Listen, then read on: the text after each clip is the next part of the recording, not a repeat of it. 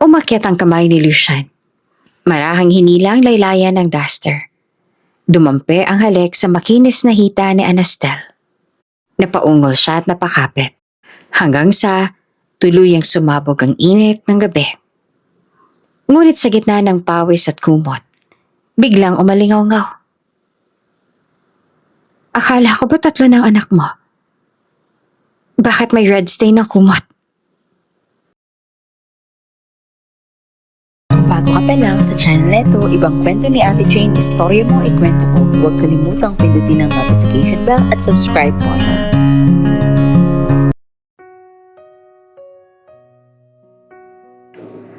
Punong-puno ng ilaw at musika ang malaking bulwagan.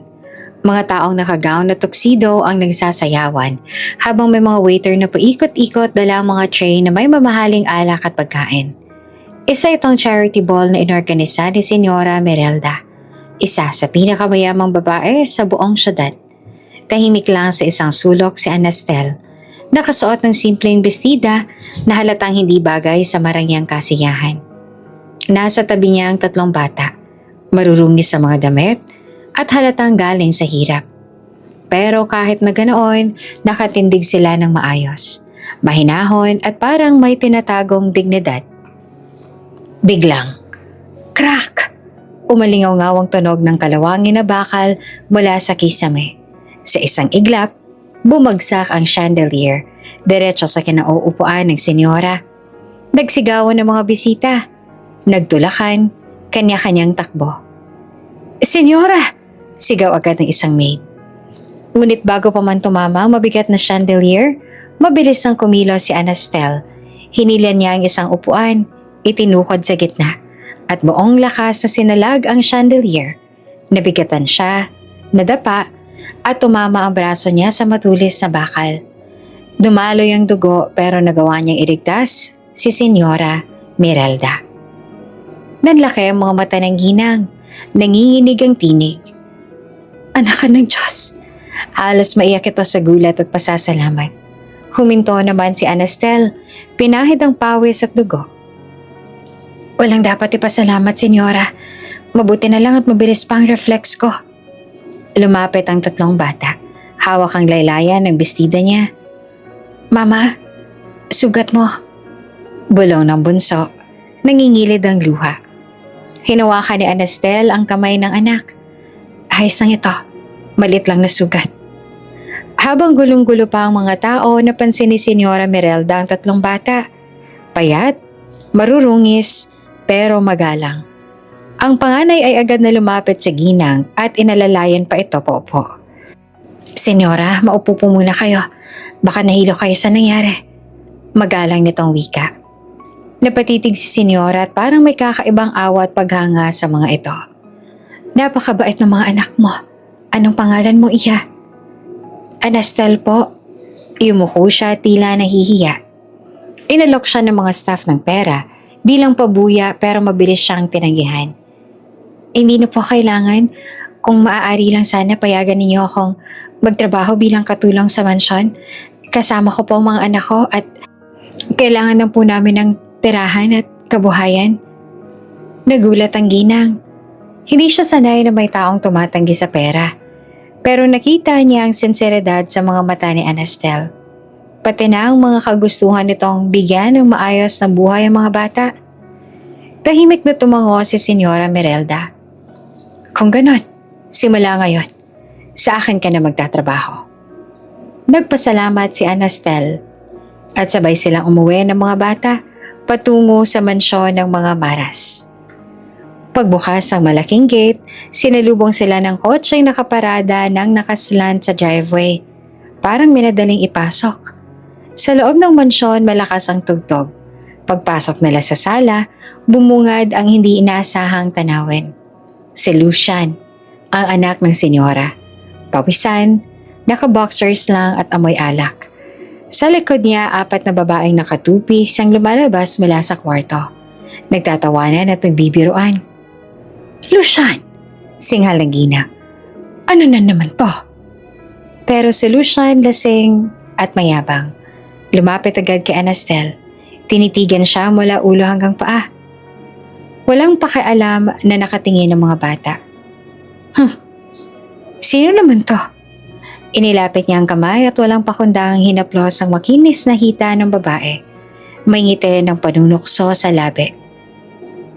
Hindi ka bagay dito pero baka kaya katang subukan. Nanlaki ang mata ni Anastel pero imbes na umatras, gumiti siya ng matalim. Subukan mo. Baka ikaw pang mawala ng hininga. Sandali naman napatigil si Lucian. Parang nabigla sa tapang ng babae. Pero bago pa lumala ang eksena, mabilis ang pumagitna si Senyora Mirelda. Lucian, singal niya. Hindi ito bar. At may mga bata dito, magpakatino ka naman kahit minsan. Napakamot si Lucian sa batok.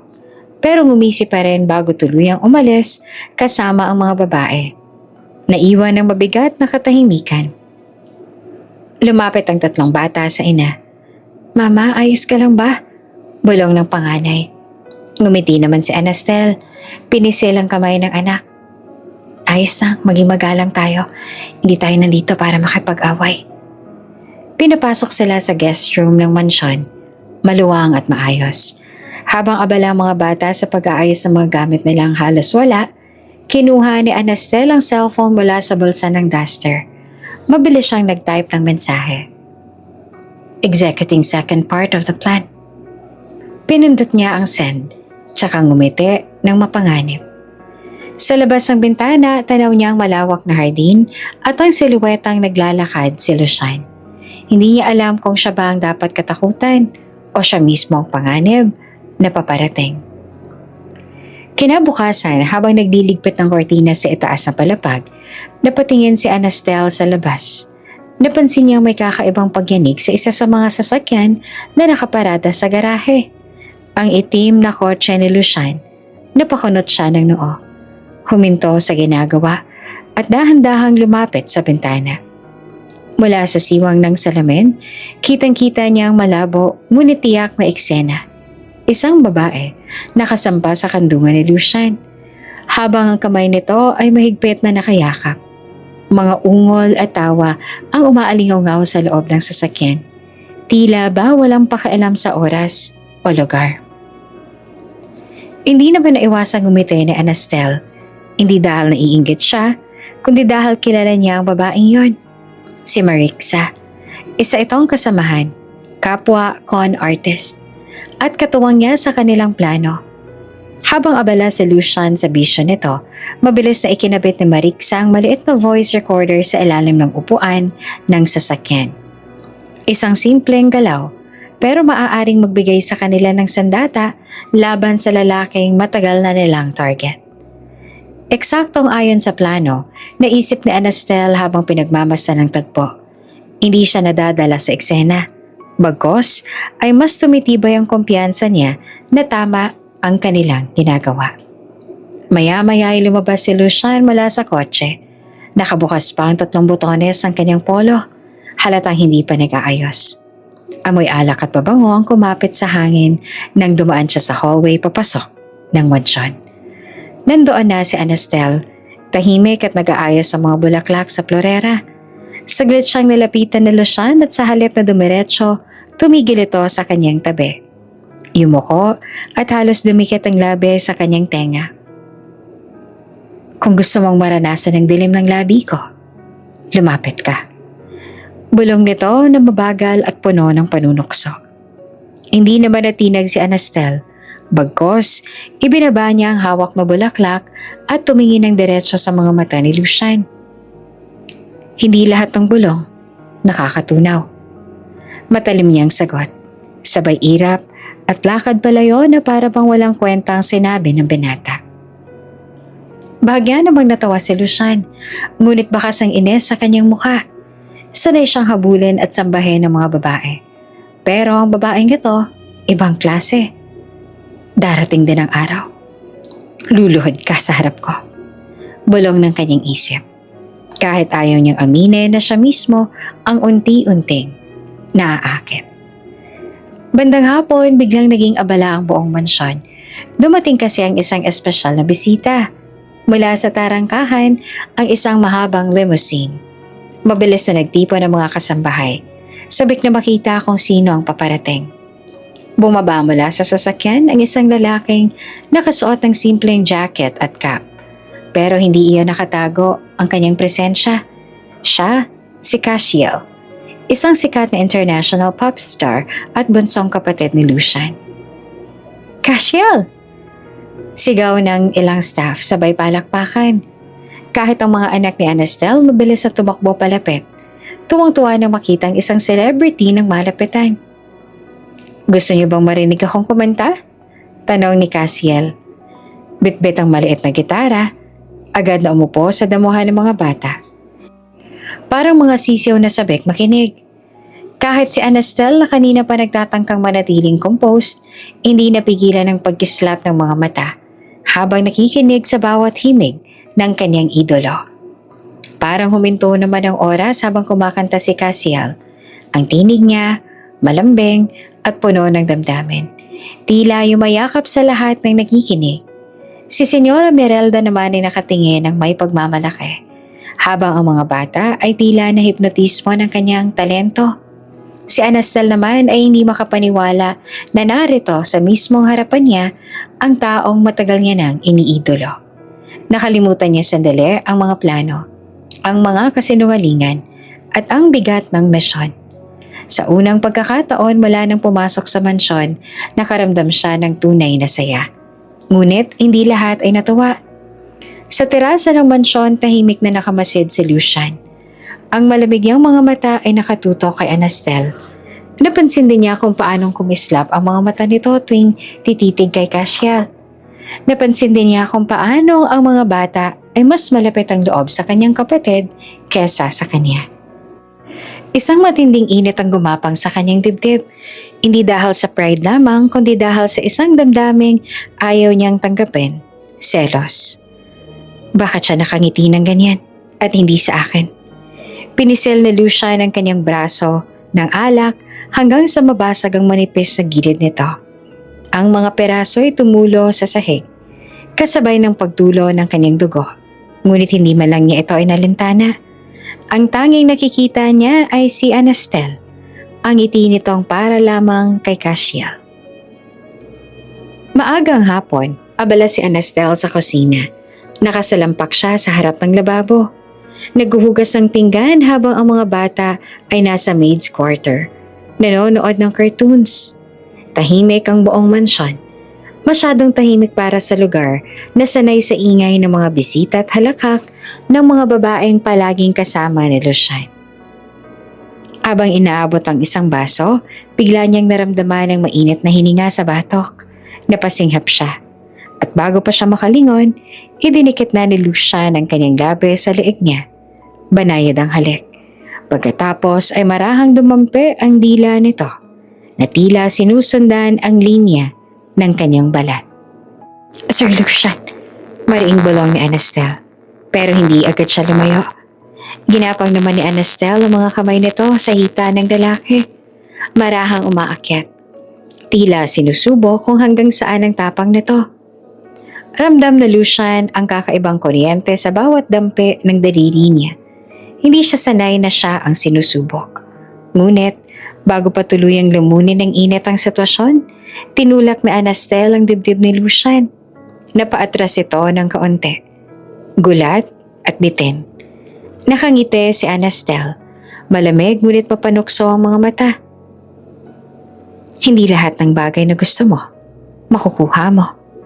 Mahinahong sabi niya sabay talikod at pagpunas ng kamay sa apron. Iniwan niya sa Lucian na nakatayo. Mahigpit ang kamao at halatang nanginginig sa pagnanasa. Anong meron sa babaeng to? Tanong ng isip ni Lucian. Sanay siya na ang mga babae ay bumibigay agad. Ngunit si Anastel, parang laro sa kanyang pag-init ng dugo ni Lucian. At mas lalo lang siyang naiintriga. Kinahapunan, dumating ang tawag mula sa paaralan. Isa sa 3 bata, si Fish, ang middle daughter, napaaway raw. Nakatanggap ng pasa sa pisngi at muntik pang maparusahan. Agad na kinabahan ng bata. Halos maiyak habang nakaupo sa harap ng mesa. Ayoko na malaman ng mama. Garalgal ang boses ni Fish. Nanginginig habang hawak ang kamay ng kanyang ate. Ayoko siyang madismaya. Sir Lucian, pwede bang ikaw na lang ang magpanggap na papa ko? Natigilan si Lucian. Hindi siya sanay marinig ang ganitong pakiusap. Lalo na't mula sa batang halos ilang linggo pa lang niyang nakakasama. Naramdaman niyang bumigat ang dibdib niya. Nakatingin si Fish sa kanya. May halong takot at pag-asa. Saglit namang natahimik ang paligid. Pagkatapos, bahagyang ngumiti si Lucian. Sige, mahinahon niyang sagot. Akong pupunta. Sa unang pagkakataon, pumayag siyang gumanap bilang ama, kahit peke. Sa paaralan, nakaupo si Lucian sa harap ng guro. Suot ang simpleng polo na nakakunot ang noo. Seryoso ang tindig. Ang guro naman ay nagkwento kung papaano napaaway si Fish dahil ipinagtanggol daw nito ang isang kaklase na inaapi. Habang nakikinig, lihim na napangiti si Lucian. Matapang siya. Sabi niya sabay tingin kay Fish na nakatungo lamang. Pero susubukan naming ituro na may ibang paraan bukod sa suntok. Nagulat ang guro. Hindi inaasahan ang mahinahong sagot mula sa lalaking kilala ng marami bilang basagulero at babaero. Pagkatapos ng meeting, napayakap si Fish kay Lucian. Mahigpit na parang ayaw nang bumitaw. Salamat, bulong ng bata. May kung anong sumiklab sa puso ni Lucian. Parang may parte sa kanya na matagal nang nakakulob sa dilim. Ngayon ay bahagyang nagising. Simula noon nagbago na ang ilang gawin ni Lucian. Hindi na siya basta-basta nagpapapasok ng kung sino-sinong babae sa mansyon. Naging mas maaga na siyang umuwi. At kung dati puro alak at babae ang inuuna, ngayon ay mas pinipili ng kumain kasama ang mga bata. Kahit tahimik lang siyang nakikinig sa kanilang mga kwento. Napansin naman ito ni Anastel.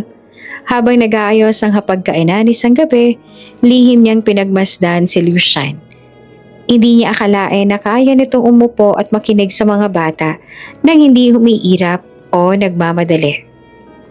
May kakaibang lambing sa paraan ng pagtingin nito kay Fish, lalo na tuwing tatawa ang bata.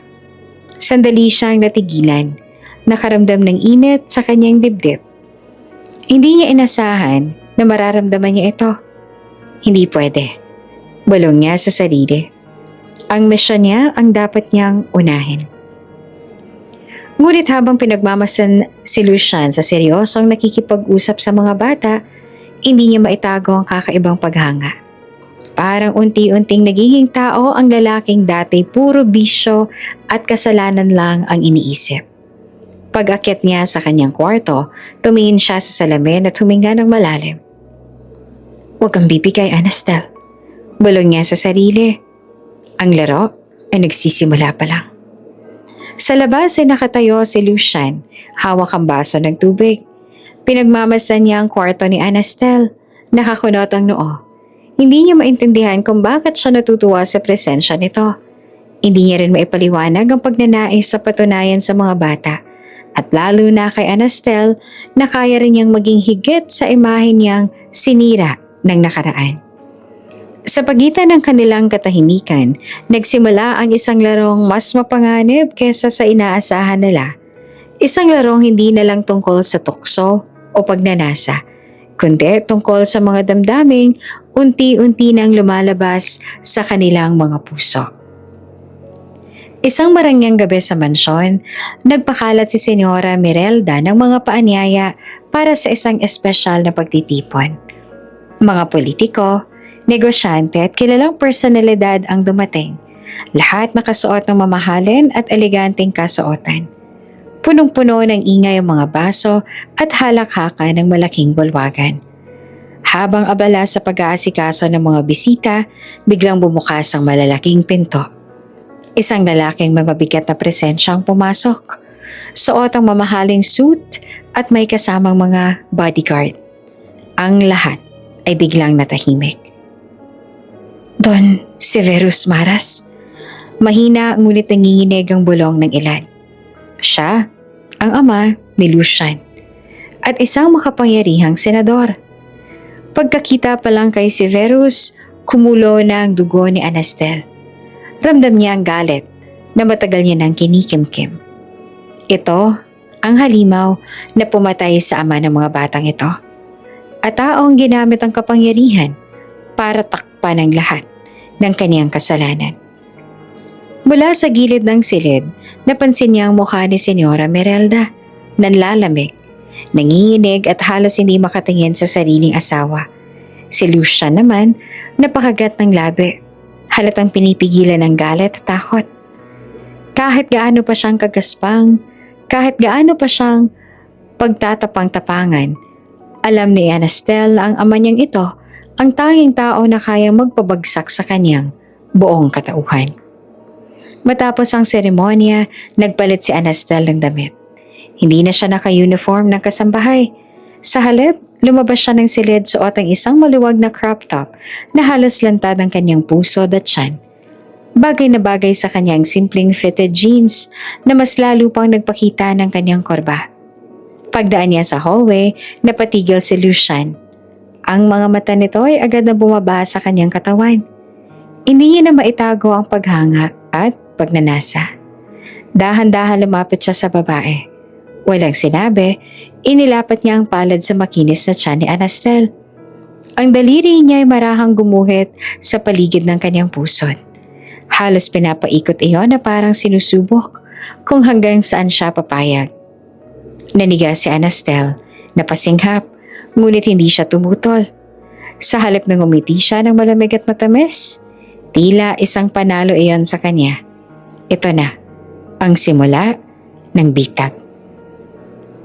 Mula noon nagbago na ang kilos ni Anastel. Tuwing gabi sinasadya niya maglakad sa pasilyo ng mansyon na nakasuot ng maikling damit. Manipis ang tela at halos laging may naaaninag. Minsan ay nakaduster na maluwag na biglang tataas sa bawat hakbang. Minsan naman isang simpleng sando na halos hindi kayang itago ang kanyang katawan. Isang gabi, abala si Lucian sa panonood ng TV sa sala. Dumaan si Anastel, bitbit ang isang tray ng juice. Suot ang puting night dress na sobrang ikli. Hanggang hita lamang. Walang pakialamang babae. Kunwari, natural lang. Pero alam niya ang epekto nito. Sir Lucian, gusto mo ba? Tanong ni Anastel. Iniabot ang baso. Kinuha naman ni Lucian pero imbes na tingnan ng inumin, nakatitig siya sa mga hita ng babae.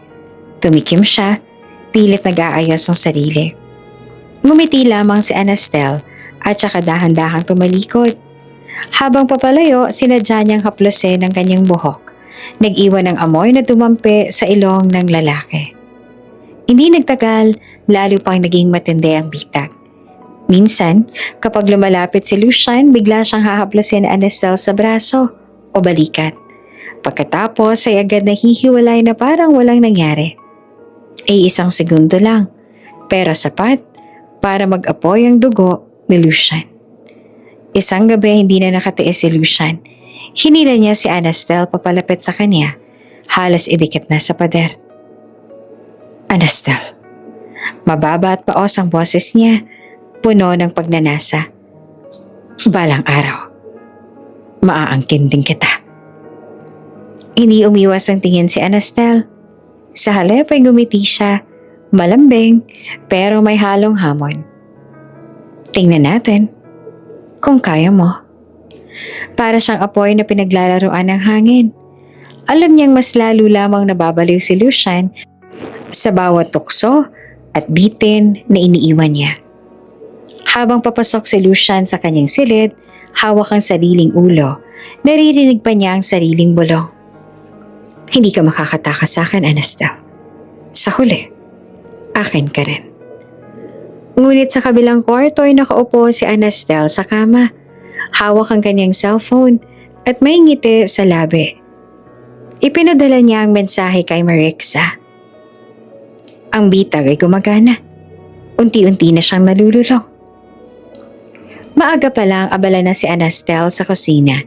Amoy na amoy ang bawang at sibuyas na piniprito niya para sa sinangag. Nakasuot siya ng simpleng puting sando at shorts na maluwag.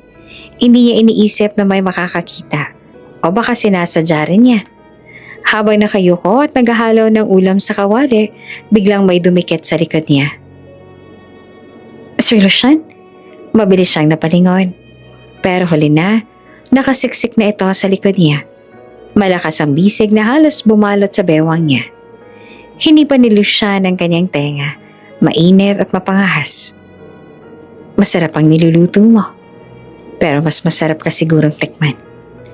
Napasinghap si Anastel. Bahagyang napakapit sa hawakan ng kawali para hindi siya mabitawan ng emosyon.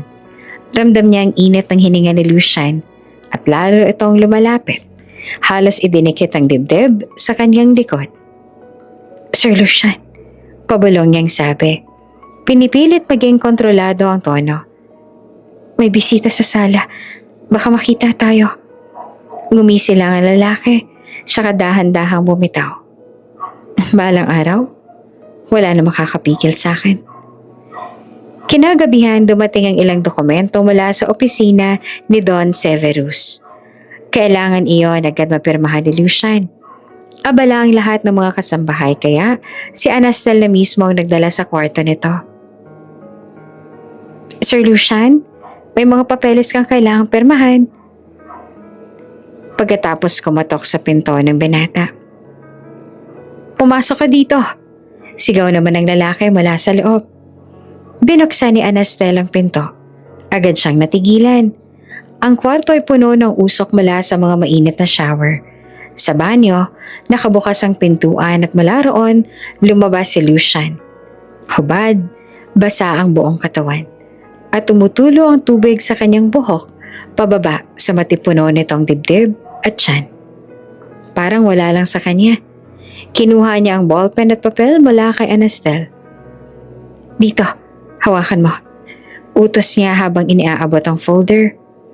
Kumakabog ang dibdib ni Anastel. Hindi dahil sa pagkahumaling, kundi dahil sa tensyon. Kailangan niyang manatiling kalmado. Inilapit ni Lucian ang papel sa ibabaw ng maliit na mesa sa gilid ng kama at sinimulang permahan. Basang-basa pa ang mga daliri at dibdib. Hindi ka ba naiilang, Anastel? Tanong ni Lucian, nakangisi habang patuloy na sumusulat. Alam ko nakatitig ka. Nagpigil naman ang hininga ang babae at umiwas ang tingin. Magbihis ka na nga, baka magkasakit ka. Concerned ka? Balik ni Lucian sabay ngiti. Ngunit sa loob ng utak ni Anastel, isa lang ang sigaw. Kailangan kong gawin to. Ngayon na. Pagkatapos permahan ng mga papeles, bumalik si Lucian sa banyo para magbanlaw. Malakas ang agos ng tubig mula sa shower. At iyon ang pagkakataong hinihintay ni Anastel. Mabilis niyang binuksan ang drawer ng study desk. Nandoon ang PC na palaging ginagamit ni Lucian. Kinuha niya sa bulsa ang maliit na itim na USB at agad na sinaksak sa port. Blink-blink, kumurap ang ilaw ng USB. Come on, mabilis lang. Mahina siyang bulong. Kinagat ang labi habang pinagmamasa ng progress bar na lumilitaw sa screen. Habang tumutunog ang patak ng tubig sa banyo, parang mas lumalakas naman ang kabog ng dibdib ni Anastel. Bawat segundo ay parang oras. Ding! Nakasync in na ang USB. Automatic kong nag-download ng data at nagbigay ng remote access sa kanyang tech team. Connected, downloading CCTV feeds, social accounts, bank records, lahat. Vibrate. Napalingon si Anastel sa kanyang cellphone. Isang mensahe mula kay Marix ang pumasok. Nakapasok na kami. Magandang kuha. Lahat ng galaw nila. Hawak na natin. Napangiti si Anastel. Mabilis na hinugot ang USB at ibinalik sa kanyang bulsa.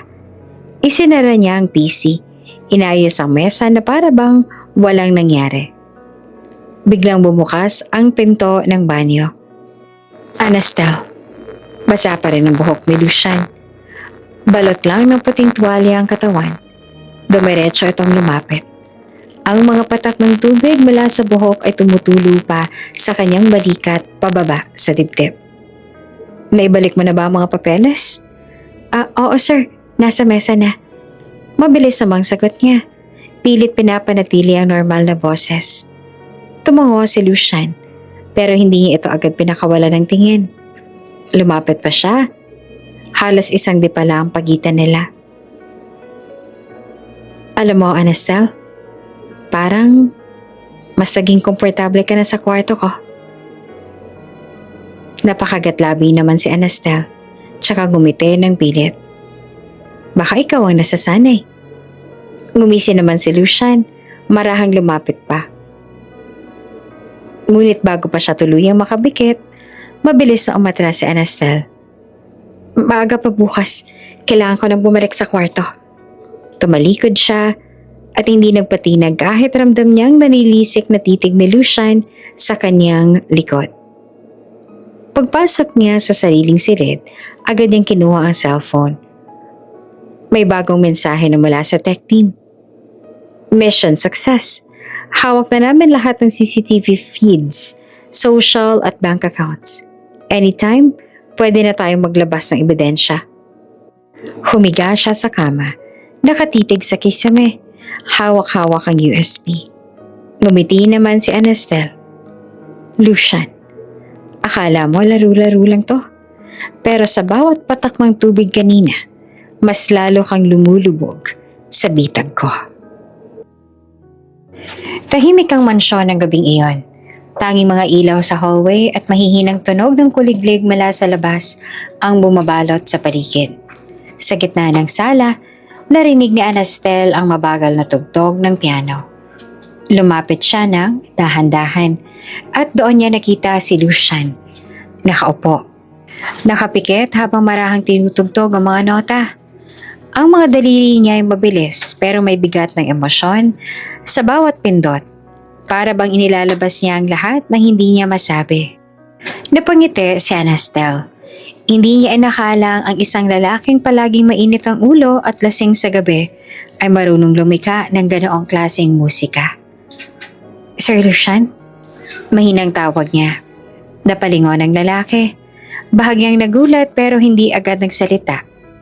Tumingin lang ito at muling ibinalik ang mga mata sa piano. Turuan mo ako. Malambing na sabi ni Anastel, nakatayo, malapit sa kanya. Nagangat ng kilay si Lucian, tsaka ngumiti ng pilyo. Sigurado ka ba? Hindi lahat kaya kong turuan. Baka maguluhan ka. Hindi naman ako madaling sumuko. Nakatawid siya papunta sa tabi nito, sabay umupo sa gilid ng bench. Hinawakan ni Lucian ang kamay ni Anastel. Marahan at parang ayaw niya itong masaktan. Ipinatong niya ang mga daliri ng babae sa ibabaw. Ganito, sundan mo ako. Sa bawat pindot ng nota, ginabayan niya ang kamay ni Anastel.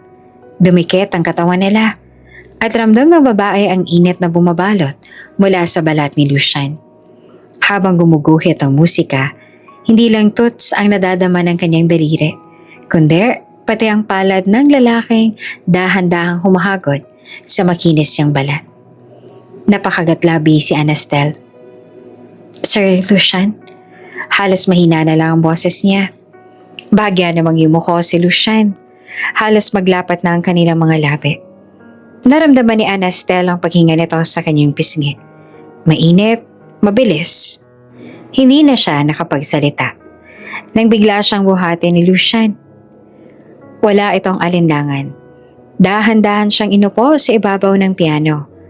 Marahang binuka ang kanyang mga hita at tumingin diretso sa kanyang mga mata. Hindi mo talaga kayang itanggi na gusto mo rin ako. Bulong niya ng mababa at puno ng pananabik. Hindi na nakasagot si Anastel. Naghintay lang siya. At sa sumunod na segundo, nagtagpo ang kanilang mga labi.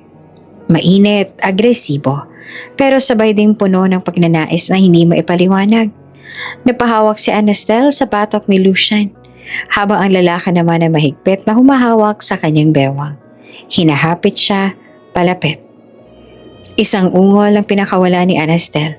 Hindi niya napigilan ngunit bago pa lumalim ang halik, isang mahinang iyak ang pumunit sa katahimikan. Mama? Boses iyon ng busto. Pareho silang natigilan. Mabilis na bumaba si Anastel mula sa piano. Inayos ang buhok at damit. Habang si Lucian naman ay napaigtad. Agad na nilingon ang pasilyo. Nakatayo doon ang bata. Hawak ang maliit na kumot at umiiyak. Natatakot ako. Pwede bang tabi tayo matulog, Mama? Napahinga ng malalim si Anastel at agad na lumapit. Shh! Halika dito, baby. Huwag ka nang umiyak. Lumapit din si Lucian at sa hindi niya inaasahan, sabay silang umupo sa gilid ng kama ng bata. Habang nakahiga ito, magkasabay nilang inawitan ng mahinang lullaby. Unti-unting tumigil sa pag-iyak ang bata. Humigpit ang kapit sa kamay ni Anastel at sa kabilang gilid, hawak din ito ang kamay ni Lucian. Tahimik. Ang halik kanina ay naputol. Pero ang eksenang ito, tila mas malakas pa ang dating. Habang natutulog ang bata, napatitig si Lucian kay Anastel. Hindi niya sinabi pero ramdam niyang may kakaiba. Parang pamilya. Sa may pinto, tahimik na nakatayo si Senyora Mirelda. Pinagmamasta ng tatlo. Si Lucian, si Anastel at ang mga bata. Sa unang pagkakataon matapos ang mahabang panahon na pangiti siya. Parang nakakita siya ng liwanag at muli, sumigla ang puso niya. Maagang umaga sa hasyenda, ang araw ay sumisilip pa lang sa bundok at ang hamog ay bumabalot pa sa damuhan. Abala ang mga stable boys sa paglilinis ng mga kabayo. Ngunit si Lucian, nakasuot ng simpleng puting polo na nakabukas ang 2 butones at dark jeans. Nakatayo malapit sa kanyang paboritong kabayo. Isang kulay itim na stallion na nagngangalang Nero. Hawak niya ang renda. Sabay kindat kay Anastel na kagagaling lang sa kusina. Nakasuot ng simpleng blusa at maong. Gusto mo sumubok? Tanong ni Lucian. May halong hamon at pang-aakit ang tono. Napangiwi si Anastel. Hindi ako marunong, sir. Baka mahulog lang ako. Lumapit si Lucian. Inilahad ang kamay. Huwag kang matakot. Ako ang bahala. Sandaling nag-alinlangan si Anastel pero kinuha rin ang kamay niya. Umakyat sila sa kabayo. At bago pa man makapwesto ng maayos si Anastel, nakayakap na sa kanya si Lucian mula sa likuran. Relax, Anastel. Wala kang dapat ipag-alala. Dumikit ang labi niya sa tenga ng babae. Mainit ang hininga. Kumalabog ang dibdib ni Anastel. Sir, baka may makakita. Hayaan mo sila. Sagot naman ni Lucian habang marahang pinatrot ang kabayo palabas ng hasyenda. Habang tumatakbo ang kabayo sa malawak na hasyenda, ramdam naman ni Anastel ang malakas sa pintig ng puso niya. Hawak ni Lucian ang renda gamit ang isang kamay, habang ang kabilang kamay naman ay dahan-dahang gumapang mula sa kanyang bewang pababa. Lucian, sir? Mabilis sa paghinga ni Anastel, pinipigilan ng sarili. Ano na naman to? Relax ka lang, bulong ni Lucian. At sa isang iglap, nasa hita niya na ang kamay nito. Dahan-dahan, parang sinusukat ang bawat pulgada ng balat niya. Napakagat-labi si Anastel. Pinilit wag magpalabas ang ungol. Pero hindi na siya nakapigil nang dahan-dahan itong ibinaba ang zipper ng kanyang pantalon. Lucian, halos daing na ng boses niya. Sir, baka... Ngunit hindi siya tinigilan ng lalaki. Mainit ang hininga ni Lucian habang ipinasok ang kanyang mga daliri sa pantalon ng babae. Napaliyad si Anastel. Halos mabitawan ang hawakan ng kabayo. Sir, pigil niyang sigaw. Pinipigilan ng katawan na tuluyang sumuko. Halos mawalan siya ng ulirat sa sarap at kaba. Nang biglang, tumunog ang cellphone ni Lucian. Pareho silang natigilan. Mabilis na inayos ni Anastel ang sarili, habang si Lucian naman ay medyo nainis. Hello, sagot niya na iritado ang tono. Lucian, malamig na boses mula sa kabilang linya, si Don Severus. Kahit hindi marinig ang buong usapan, narinig ni Anastel ang mga salita. Money laundering. Dapat malinis ang papeles bago matapos ang buwan. Project X, huwag mong ipapahiya ang pamilya natin. Napasinghap si Anastel. Project X? Ano yun? Naiintindihan ko pa. Sagot naman ni Lucian. Malamig na rin ang tono. Akong bahala.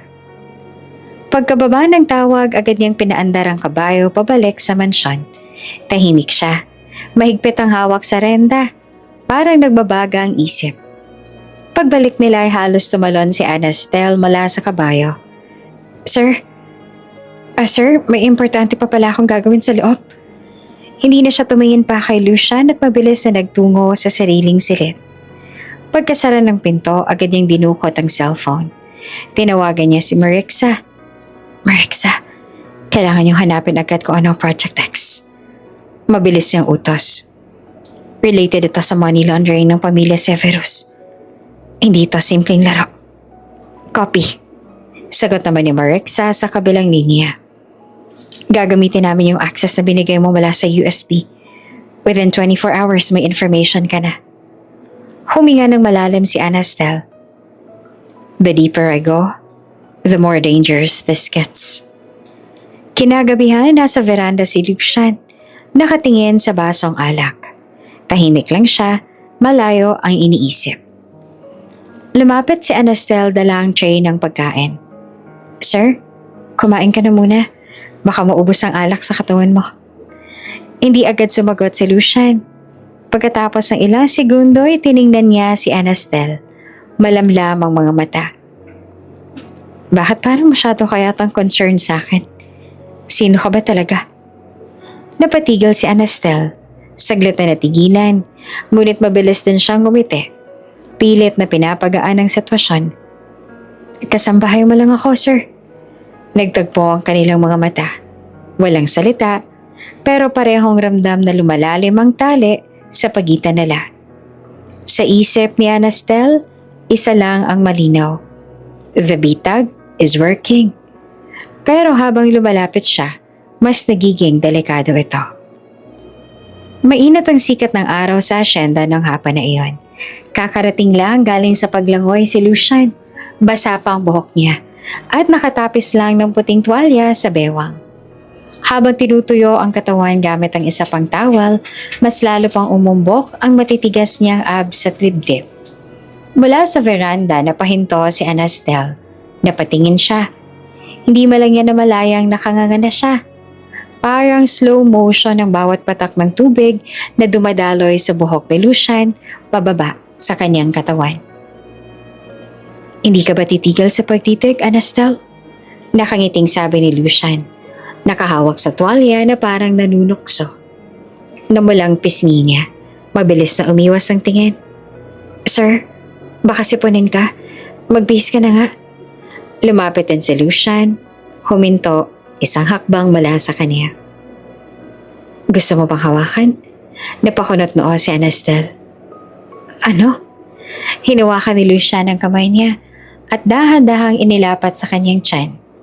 Mainit, matigas, parang bato. Wala akong tinatago, Anastel. Kahit mga peklat ko. Napansin nga ni Anastel ang mga maliliit at malalim na peklat sa gilid ng likod ng braso ni Lucian. Hindi iyon ordinaryong sugat. Mga peklat yan na galing sa aking ama. Malamig ang tono ni Lucian. Noong bata pa ako, walang araw na hindi niya ako pinaparusahan. Natigilan si Anastel. Hindi niya inaasahan ang pag-amin na iyon. Parang sa unang pagkakataon, nakita niya ang totoong Lucian. Hindi lamang ang babaero at lasenggong anak ng senador, kundi isang lalaking sugatan. Lucian. Mahina ang boses niya. Biglang umiti si Lucian at marahang inilapit ang mukha. Huwag kang maaawa. Mas mabuti kung gagamitin mo ang kamay mo para maramdaman ko ngayon. At bago pa siya makasagot, naglapat ang kanilang mga labi. Mainit, matindi, parang matagal nang pinipigilan. Napahawak si Anastel sa batok niya, sabay na pakagat labi nang dumiin ang halik. Unti-unting bumaba ang tuwalya ni Lucian hanggang sa tuluyan na itong nahulog sa sahig. Napatitig si Anastel. Hubad sa harap niya si Lucian at wala na siyang ibang nararamdaman kundi init na parang gustong lumunin ang buong katawan niya. Halos mapasigaw siya sa sarili. Huwag kang bibigay. Huwag kang bibigay. Pero habang hinahaplos ni Lucian ang bewang niya at dahan-dahang inaakit ang kamay, naramdaman niyang halos matulak siya sa tukso. Napakagatlabi siya, napasinghap, at kusa nang napahawak sa sariling dibdib para pigilan ang kaba at sarap. Sir, bulong niya sa nanginginig na boses. Ngumiti naman si Lucian, mas papanganib. Wala kang ligtas sa akin. Biglang, psst! Sumabog ang ilaw sa hallway. Nag-flicker ang buong mansyon. Tapos, tuluyang nag-brown out. Damn it! Mura ni Lucian. Agad siyang kumilos. Kinuha ang kanyang towel at binalik sa baywang at mabilis na nagbihis. Naiwan naman si Anastel na nakatulala pa. Sinusubukang kalmahin ang sarili. Diyan ka lang, Anastel. Baka may sumabog na linya. Sa labas ng gate doon nadatnan niya ang tatlong lalaki na naka-uniforme ng Meralco. May hawak silang toolbox. Kunwari nag-aayos ng kable sa may circuit box. Sir, bati ng isa. May nadetect kaming problema sa linya. Kailangan naming maglagay ng temporary fix para hindi na maulit. Napailing si Lucian. Medyo mainit pa rin ang ulo. Gawin niyo na. Gusto kong tapusin to agad. Nagmamadaling kumilos sa mga Meralco workers. Binubuksan ang mga panel. Nag-aayos ng mga wiring at naglalagay ng mga maliliit na device. Sa gilid naman nakatayo si Anastel. Pinagmamasdan sila. Sa loob-loob niya, napangiti siya. Good job, Marixa. Saktong timing. Ang mga device na iniwan ng Meralco workers ay hindi lang pangkuryente, kundi mga miniature na hidden cameras at signal jammers na magbibigay ng full surveillance sa buong mansyon. Pag-alis ng mga manggagawa, bumalik si Lucian sa itaas. Pagod ang mukha, medyo pawisan. Anastel, okay na raw. Wala nang aberya. Sabi niya habang nagtanggal ng botones ang polo. Ngumiti naman si Anastel, parang walang nangyari. Buti naman, sir. Naisip ko na baka mabasa ng ulan ng mga linya. Umupo si Lucian sa gilid ng kama. Tumingin kay Anastel na nakatayo pa rin sa may pintuan. Alam mo ba, lalo kitang hindi maintindihan. Bakit? Tanong niyang kunwaring inosente. Kanina, ramdam ko na halos bumigay ka na. Pero biglang, para kang naglalaro. Tumitig siya ng diretso. Seryoso ang mukha.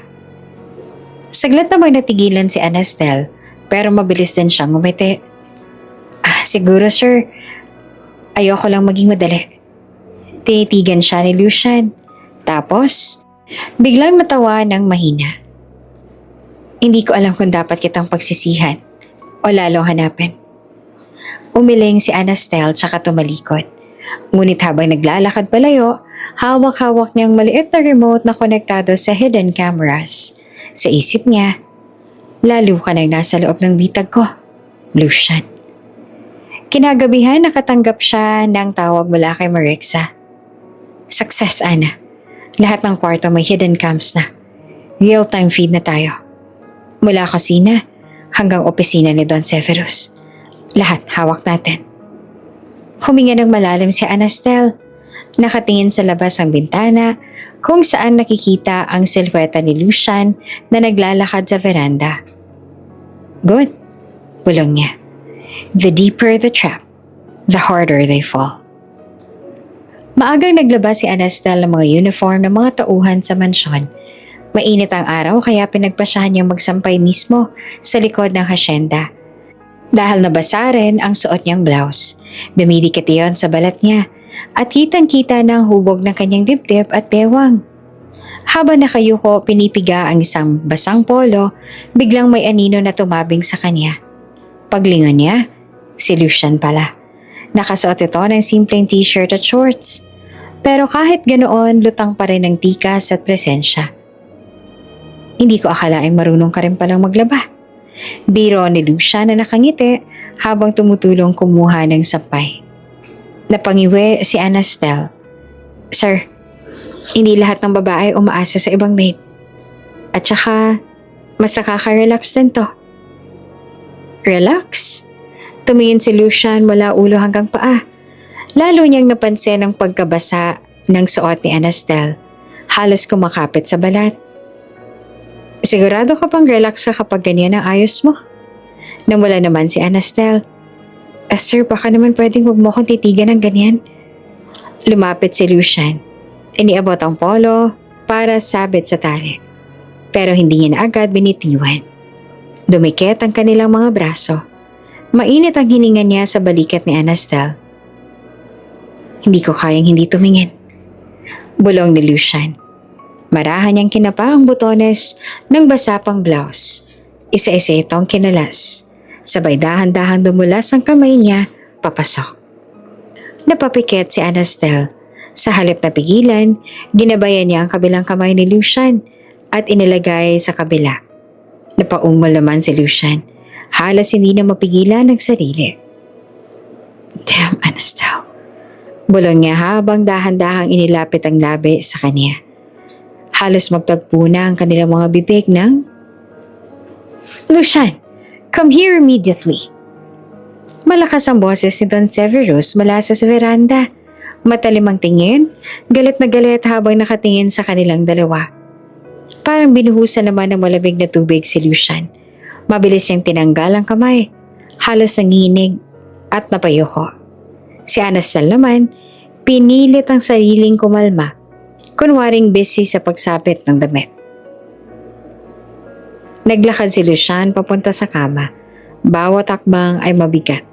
Halos mabaliw siya sa pagkabitin.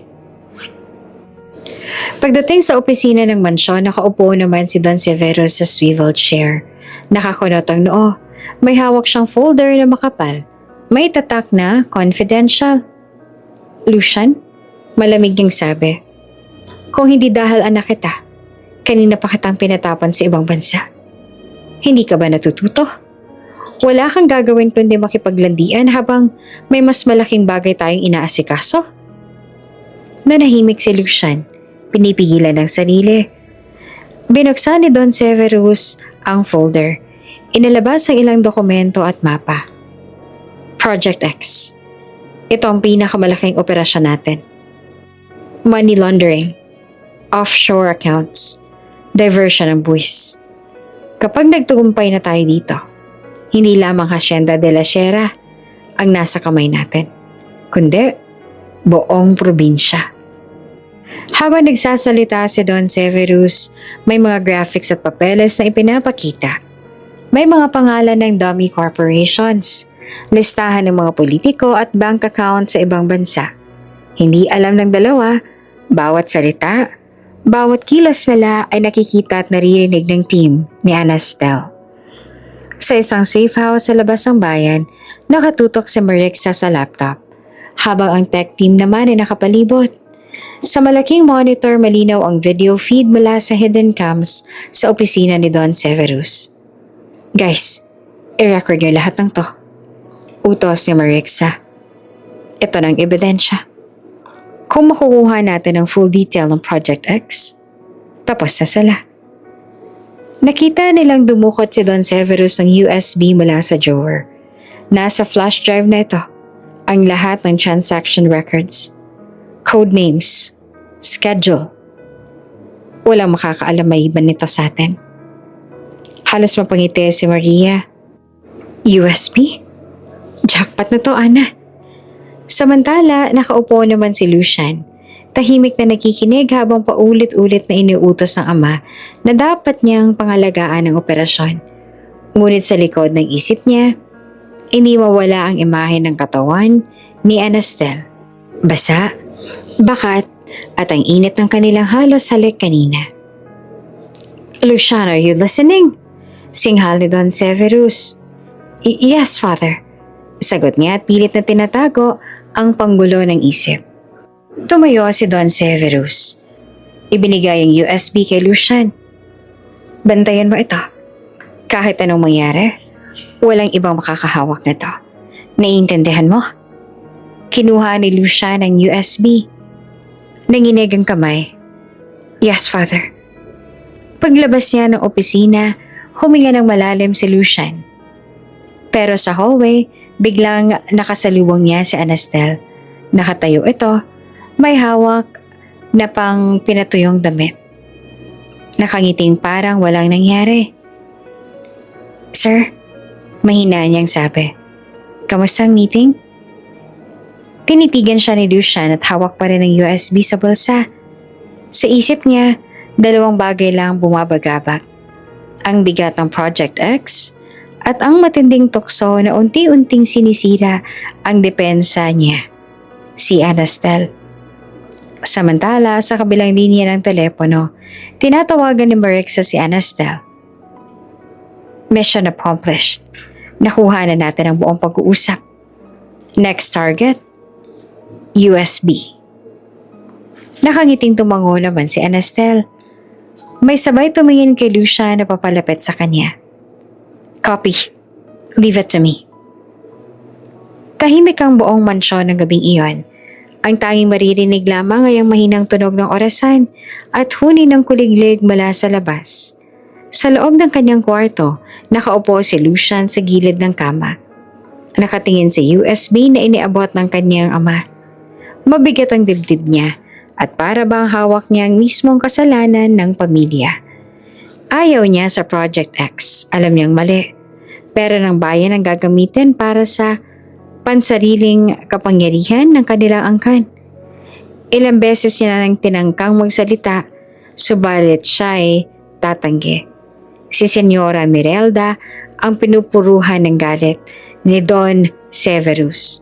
Para bang ginagamit ng ama ang ina bilang panakot para huwag siyang lumaban. At higit sa lahat, si Castiel, ang kapatid niyang singer na pinakamamahal niya.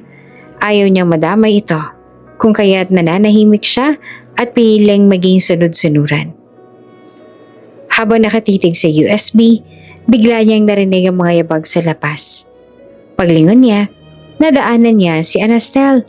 Nakadaster lamang ito, pero nakakabigani ang laylayan ng hanggang tuhod at bawat hakbang ay bahagyang sumasayad sa kanyang makinis na binti. Hindi na nakatiis si Lucian. Lumapit siya at hinawakan ang braso ng babae. Halika, bulong niya. Mababa at malamig ang tinig. Mag-usap tayo. Nagulat naman si Anastel pero hindi tumutol. Pumasok sila sa kwarto ni Lucian at isinara niya ang pinto. Lucian? Aniya pero bago pa siya makapagsalita, marahan siyang inupo ng lalaki sa gilid ng kama. Si Lucian naman ay humiga sa kanyang tita.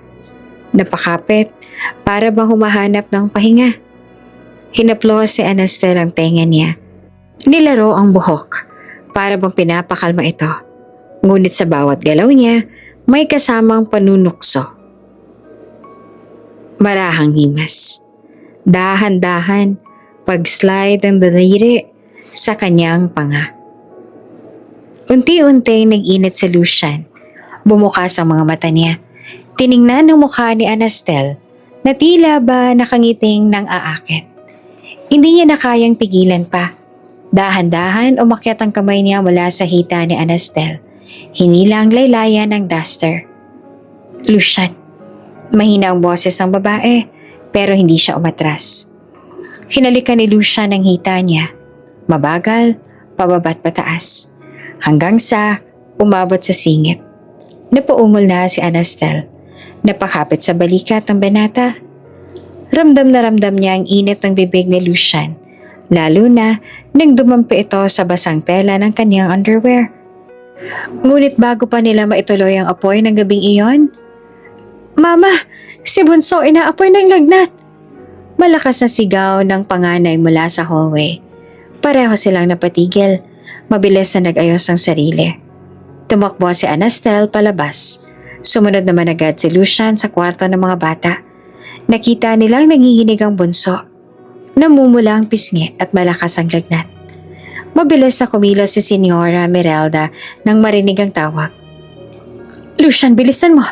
Dalhin natin sa ospital. Binuhat ni Lucian ang bata, habang si Anastel naman at ang iba pang mga bata ay sumunod din. Sa sasakyan, si Anastel humahaplos sa ulo ng bunso, habang si Lucian ay nagmamaneho ng mabilis, puno ng pag-aalala. Pagdating sa ospital, agad silang sinalubong ng mga nurse. Dinala ang bata sa emergency room. Habang naghihintay sa labas, magkatabi sila nakaupo ni Lucian. Pareho pa ring hingal, pero hindi na dahil sa sarap kanina, kundi sa kaba na ngayon. Tahimik silang dalawa, hanggang sa bumulong si Lucian. Alam mo, Anastel, minsan naisip ko, paano kung ganito na lang tayo? Pamilya. Ako, ikaw, at ang mga bata. Napatitig si Anastel sa kanya. Gusto niyang ngumiti, pero pinigil niya. Hindi pwedeng mahulog ang loob niya. May mission siyang tinutupad. At sa likod ng isip niya, bumalik ang boses ni Marixa. Next target, USB. Pinikit niya ang mga mata. Hinawakan ng kamay ni Lucian na nakapatong sa upuan.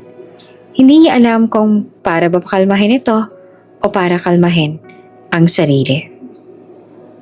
Kinabukasan, tahimik ang mansyon. Ang mga bata ay nakauwi na mula sa ospital kasama ang kanilang bunso, na ngayon tulog na at mas maayos na ang lagay. Si Anastel naman ay abala sa kusina, nagluluto ng sopas, pero ramdam niya ang bigat ng gabi. Ang alaala ng halik, ang init, at ang mga salitang binitawan ni Lucian kagabi. Biglang lumapit ang panganay, si Aya. Tahimik na nakatayo sa pinto.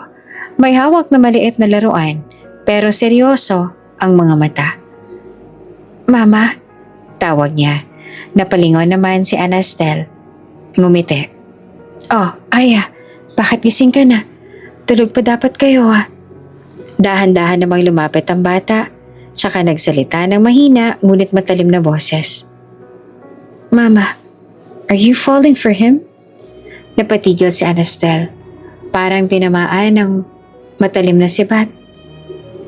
Anong ibig mong sabihin? Umiling ang bata.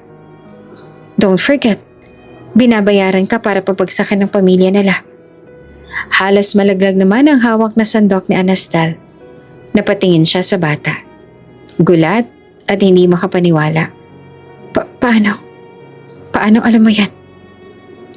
Tumayo si Aya ng tuwid. Tila mas matanda pa kaysa sa totoong edad niya. Narinig ko noon, Mama. Narinig kong kinausap ka ni Ate Marixa. At saka, hindi mo kailanman itinago sa akin kung bakit tayo nandito. Hindi ba't sinabi mo noon? Nagagawin natin ang lahat para makaganti sa pumatay kay Papa. Napaupo naman si Anastel Cecilia. Napayoko. Halos manginig ang kamay. Hindi niya akalaing ganoon ang kalalim ang pagkaintindi ng bata. Aya, mahina niyang bulong. Hindi mo dapat binubuhat ang bigat na to. Anak ka lang. Umiling si Aya, halos mapaiyak. Hindi na ako bata, Mama. Nakita ko kung paanong pinatay ni Don Severus ang aking papa. Nakita ko rin kung paano niya pinaglaruan ang buhay natin. Hindi ko makalimutan yan. Kaya ngayon, ikaw lang ang naasahan ko. Huwag kang bibitaw. Mama, huwag kang magpapaakit kay Lucian. Nang marinig iyon ay parang sinampal si Anastel ng sariling konsensya. Oo, may plano sila. Oo, may misyon sila. Ngunit bakit tila bawat araw na lumilipas, bumabagsak ang depensa niya sa harap ng binatang dapat niyang papagsakin. Samantala sa ospital kagabi, habang naroroon si Lucian, hindi iniwan ng bunso. Nakaupo siya sa gilid ng kama, hawak-hawak ang maliit na kamay ng bata. Papa, bulong ng bata habang nakapikit. Nilalagnat pa rin ang bagya. Nagulat naman si Lucian. Ha? Anong sabi mo? Binuka ng bata ang mga mata, mahina ang boses. Sana, ikaw na lang ang naging papa ko. Ang bait mo at palagi mo akong pinoprotektahan. Kung ikaw ang papa ko, Siguro hindi na ako matatakot sa dilim. Naniga si Lucian. Hindi niya alam kung ano ang sasabihin. Pero unti-unting gumuhit ang ngiti sa kanyang labi.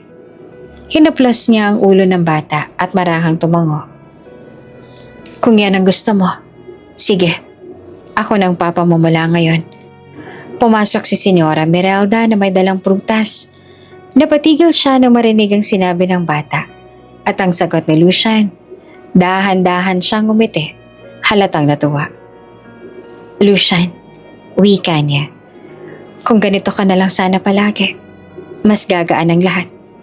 Hindi puro bisyo, hindi puro kalokohan. Tingnan mo, nagagampanan mong maging ama, kahit hindi pa ikaw ang tunay na ama nila. Napayuko si Lucian, mahina ang boses. Ma, hindi ko alam kung kaya ko pero parang gusto ko talagang subukan.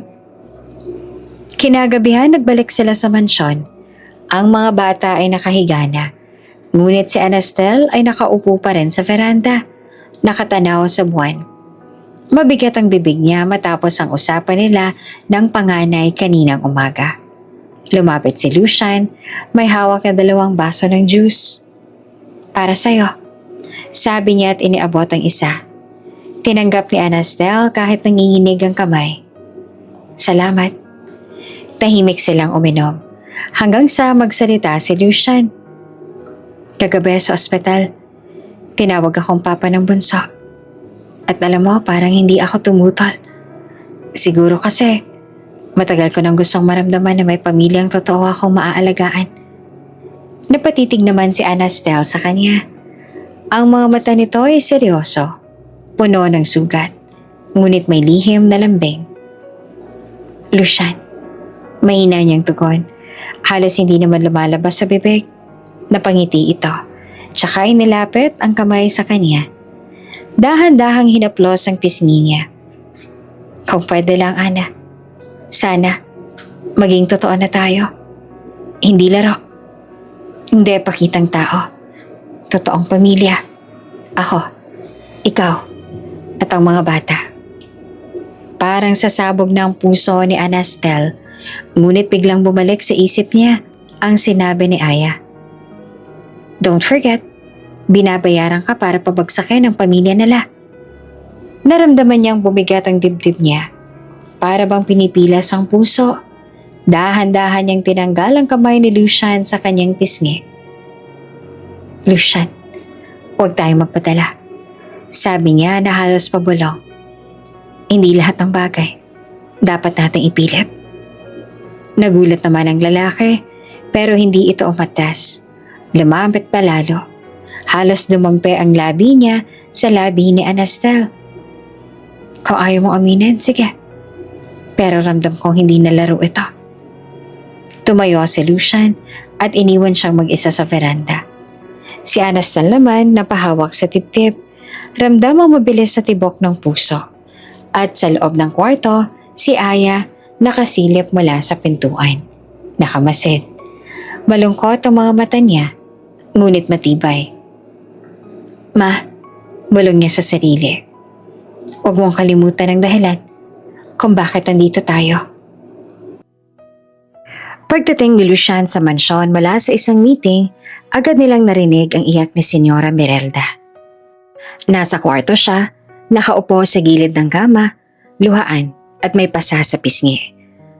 Lucian, halos basag ang boses niya. Si Severus, pinagbuhatan na naman ako ng kamay. Nanlaki ang mga mata ni Lucian, namula ang leeg sa galit.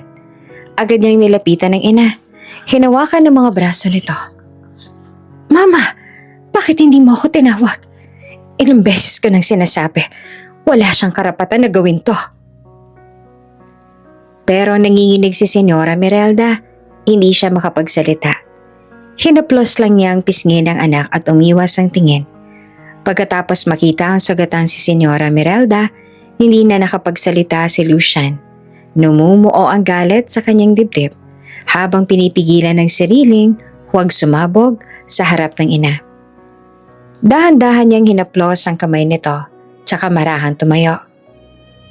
Mama, Pahinga ka na muna. Mahina niyang sabi. Pilit tinatago ang panginginig ng boses. Hindi ko hahayaang maulit ito. Tahimik siyang lumabas ang silid. Bitbit ang bigat na parang bato sa kanyang dibdib. Pagpasok niya sa sariling kwarto, ibinagsak niya ang katawan sa upuang nasa gilid. Mariing pinisil ang kamao. Doon siya nadatna ni Anastel. Nakasunod pala mula sa likod niya. Tahimik na nakamasid. Lucian, tawag niya na halos bulong lang. Nagingit-ngit si Lucian. Pumalo siya sa mesa. Halos mabasag ang kahoy. Nakakainis. Paulit-ulit na lang. Gusto ko na siyang saktan. Nakamasid si Anastel mula sa pinto. Nakita niya kung gaanong kabigat ang dinadala ng binata. Sa unang pagkakataon, hindi lang yabang at init ng katawan ang nakita niya kay Lucian, kundi sugat at galit na matagal nang kinikimkim. Lumapit siya, marahang hinawakan ng balikat ng binata. Lucian, mahina niyang sabi, hindi mo kailangang buhatin lahat ng bigat mo to na mag-isa. Napalingon si Lucian sa kanya. Namumula pa rin ang mata, nanginginig ang panga. Ano pong magagawa ko, Ana? Wala akong laban sa kanya. Lahat hawak niya. Pera, tao, kapangyarihan. Kahit ako parang laruan lang niya. Wala nang sabay-sabay lumapit siya kay Anastel at niyakap. Mainit ang hininga niya sa dibdib ng binata. Kung wala kang makakapitan, ako na lang. Nagtagal ang katahimikan bago dahan-dahang lumuwag ang dibdib ni Lucian. Huminga siya ng malalim at imbes na tumulak palayo, pinisil niya ang bewang ni Anastel. Parang kusang gumalaw ang katawan nila. Inalalayan siya ni Lucian papasok sa sariling kwarto. Sa kanya marahang isinara ang pinto. Ang tanging ilaw ay ang lampara sa gilid ng kama. Nagbibigay ng dilaw at malambot na liwanag. Lucian, bulong ni Anastel habang hinahaplos ang dibdib ng binata. Pahinga ka muna. Hayaan mo ako mag-alis ng bigat na nararamdaman mo. Hindi na nakatiis si Lucian. Hinawakan niya ang batok ng babae. Mariing hinalikan ang labi. Agad namang gumante si Anastel. Mainit at mabagal sa simula, pero naging marahas habang lumalalim. Hinila siya ni Lucian papalapit sa kama. Inihiga siya at ramdam ni Anastel ang bigat ng katawan ng binata at ang init na humahaplos sa kanyang balat. Naglakbay ang halik ni Lucian. Napakagat-labi si Anastel. Napasinghap nang dahan-dahang dumampi ang mga labi niya sa leeg. Lucian, mahina niyang ungol. Huminto si Lucian saglit at tumayong nakatitig kay Anastel na halos mabaliw na sa pagnanasa. Bakit mo ito ginagawa para sa akin? Mahina niyang tanong na nakapikit. Hinaplos ni Anastel ang buhok niya. Parang inaalo ang isang sugatang bata. Kasi, kahit gaano kang kagulo, may kabutihan pa rin sa'yo. Dito. Itinuro niya ang puso nito. Unang beses iyon na nakatulog si Lucian sa bisig ng isang babae. Dahil sa pakiramdam ng may nag-aalaga at umaalalay sa kanya. Ngunit sa dilim ng gabing iyon nang tulog na si Lucian, ibang mukha ang ipinapakita ni Anastel. Dahan-dahan siyang bumangon, pinulot ang kanyang damit at tahimik na lumabas ng kwarto. Bitbit ang maliit na flashlight, nagtungo siya sa opisina ni Don Severus. Sinimulan niyang halugugin ang mga drawer, cabinet at kahon. Ang misyon ay hindi nakalimutan. Hanapin ang ebidensya na tuluyang magpapabagsak sa halimaw na iyon. Habang binubuksan niya ang isang lumang kahon, naramdaman niyang nanlalamig ang kanyang kamay. Hindi lamang katawan ang isinuko niya kay Lucian ngayong gabi. Unti-unti, pati puso niya ay nadadala sa larong hindi dapat totoo. Tahimik ang buong mansyon ng gabing iyon. Ang tanging maririnig lamang ay ang mahihinang tunog ng orasan sa hallway at ang ingay ng mga kuliglig sa labas ng bintana. Pumasok sina Anastel at Aya sa opisina ni Don Severus. Kapwa may kaba, ngunit buo na ang loob. Ang ilaw mula sa lampshade ay nagbigay ng malamlam na liwanag. Sapat lang para makita nila ang mesa at ang mga nakakalat na folders sa ibabaw. Siguraduhin mong walang naiwan na bakas, ma. Bulong ni Aya habang isinasara ang pinto. Agad naman siyang lumapit sa mga drawer at nagsimulang maghalukay ng papeles. Si Anastel naman ay dumiretso sa malaking cabinet na bakal na nakatako sa likod ng painting. Tinapik niya ang earpiece. Tiberius, narito na kami. Confirm kung may camera pa ang active dito. Clear. Na-disable ko ng feeds mula sa CCTV. May 5 minuto kayo bago mag-auto-reset. Sagot ng Techmaster. Mabilis at malamig ang boses. Napatigil si Aya nang may makita. Mama, tingnan mo to. Inilabas niya ang isang folder. Nandoon ang listahan ng mga accounts, mga pangalan ng dummy corporations, pati na rin ang ilang proyekto na hindi ipinapakita sa publiko. Ang iisang lumutang sa lahat, Project X. Nanginginig ang kamay ni Anastel nang makita iyon. Ito ang patunay. Pero hindi pa sapat. Kailangan natin ang nasa vault. Dahan-dahan niyang hinawi ang painting. Bumungad ang isang matibay na vault na may 6 na button para sa kombinasyon. Walang biometric, walang digital scan, puro manual. Manual vault ito. Bulong niya at halos hindi lumabas ang boses. Hindi ito mahahak ng sistema, Tiberius. Correct. Sagot naman ng Techmaster mula sa earpiece. Kailangan niyo ng tamang code. Lumapit si Aya. Tinapik ang frame na nakasabit malapit sa vault. Mama, tingnan mo. Sa gilid naman ng frame ay may nakaukit na maliit na numero. 6 na digits. Bahagyang natatakpan ng alikabok. Pinunasan ni Anastel gamit ang daliri. Subukan natin. Bulong niya at pinindot ang mga numero. Dahan-dahan at may kaba. Ang una, tama. Ang pangalawa, tama rin. Ang 2 berdeng indicator ay umilaw. Napaigting ang tibok ng puso niya sa pangatlo at pang-4. Parehong tama. Ngunit, nang pindutin ang panlima, beep! Pula ang ilaw. Muntik nang mapaigtad si Aya. Shoot! Wrong input. Mabilis sabi ni Tiberius. 2 maling input lang at mag-a-alarm yan. Humigpit ang hawak ni Anastel sa keypad. Hindi pwedeng magkamali. Huminga siya ng malalim. Naaalala niya ang isang bagay. Ang tattoo sa pusod ni Lucian. 6 na digits.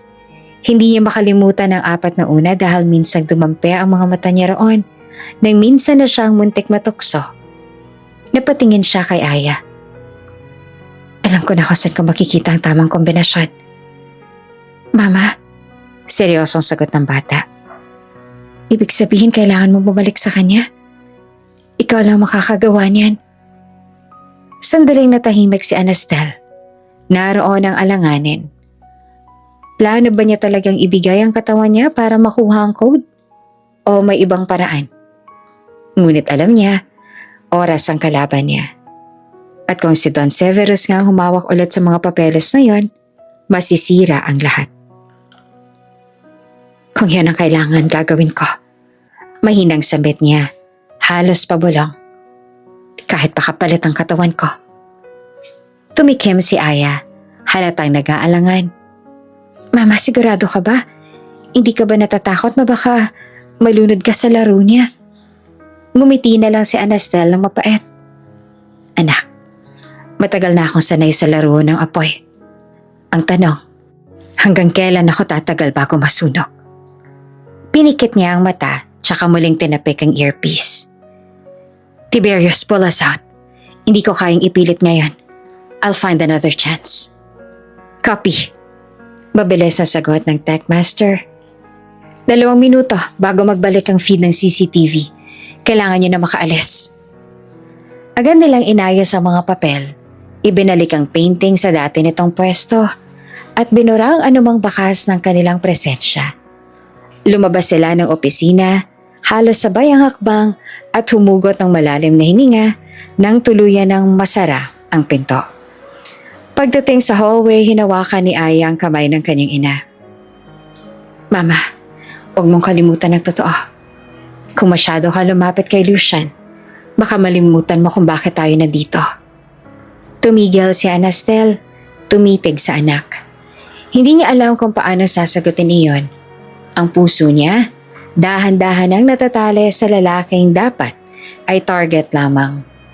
Ngunit ang misyon, ang hustisya para sa ama ni Aya at sa lahat ng biktima ni Don Severus, iyon ang dahilan kung bakit siya nandito. Pagbalik sa sariling silid, ibinagsak niya ang sarili sa kama. Hinaplos ang dibdib. Ramdam ang bilis ng tibok ng puso. Sa isip niya, paulit-ulit na bumabalik ang imahe ng tato sa puso ni Lucian. Ang 6 na numero, ang init ng kanyang balat. Ang amoy ng alak at pawis na minsan ay humalo sa kanyang memorya. Lucian, bulong niya sa sarili. Kung ikaw ang susi para buksan ang imperyo ng iyong ama, handa akong lumapit kahit lamunin pa ako ng apoy mo. Galit na galit si Don Severus ng araw na yon. Umalingaw-ngaw ang boses niya sa buong mansyon. Bawat mura at sigaw ay parang martilyong tumatama sa mga dingding. Hindi na mabilang ni Lucian kung ilang beses na siyang sinabihan ng walang kwenta, walang silbi at kahihiyan ng pamilya. At kagaya ng dati, wala siyang nagawa kundi ang pigilan ng sariling mga kamao. Hindi siya pwedeng lumaban ng direkta. Pero ngayong gabi, may naisip siyang mas malupit na paraan. Kaya nang makasalubong niya si Anastel sa hallway, hindi siya nagdalawang isip. Hinawakan niya agad ang pulso nito at marahas na hinila. Lucian, ano ba? Bulong ni Anastel. Nagulat sa biglang kilos niya. Hindi siya sumagot. Tahimik, ngunit madiin ang bawat hakbang hanggang makarating sila sa terrace ng mansyon. Ang hangin ng gabi ay malamig, ngunit ramdam ni Anastel ang apoy sa pagkakahawak ni Lucian sa kanya. Pagkabitiw niya ay tumitig si Lucian sa dilim. Kita ang apoy ng galit sa mga mata. Hindi ko na kaya. Kung gusto ng ama ko na sunod ako ng sunod, bibigyan ko siya ng bagay na hindi niya makakaya. Gagawa ako ng iskandalo na dudurog sa pangalan namin. Nagtaka si Anastel at napakunot na anong ibig mong sabihin? Huminga ng malalim si Lucian tsaka humarap sa kanya. Malamig ang boses pero matalim ang bawat salita. Pakakasalan kita. Parang natigil naman ang mundo sa sinabi niyang yon. Nanlaki ang mga mata ni Anastel. Hindi niya alam kung tatawa ba siya o magugulat. Ngunit sa ilalim ng pagkabigla, mabilis na nagtrabaho ang utak niya. Ito na ang oportunidad na kailangan niya. Ang mas mapalapit kay Lucian at mas madaling matuklasan ang lihim na tinatago ng kanyang pamilya. Pati na ang 6 na numerong nasa pusod ng binata. Pakakasalan mo ko? Malamig niyang ulit, nakataas ang kilay. Hindi dahil mahal kita. Agad na linaw ni Lucian, halos ibuga ang salita. Kundi para wasakan ang pangalan namin. Gusto kong makita kung paano magagalit ang aking ama. Gusto kong makita siyang mawala ng kontrol sa Senado. Kung kasal ang tanging paraan, gagawin ko. Sandaling natahimik si Anastel. Ramdam niya ang bigat ng alok. Ngunit sa halip na umatras, ngumiti siya. Isang ngiting mapanganib, puno ng larong siya lang ang nakakaintindi. Papayag ako, aniya sa mababang tinig. Pero sa isang kondisyon, tumagilid ang ulo ni Lucian. Ano yan? Kung magpapakasal tayo, kahit walang pagmamahalan, matutulog tayo sa isang kama. Mas ligtas kung magmumukhang totoo. Mas kapani-paniwala sa mga mata ng lahat. Sandali namang napakurap si Lucian. Ang mga mata niya ay nagdilim at nagdingning ng sabay. Unti-unting gumuhit ang mapanganib ng ngiti sa labi niya. Walang problema. Sagot niya na halos pabulong. Kahit ngayong gabi, pwede na kitang katabi. May halo namang biro ang tono, pero ramdam ni Anastel ang bigat ng pagnanasa sa bawat salita.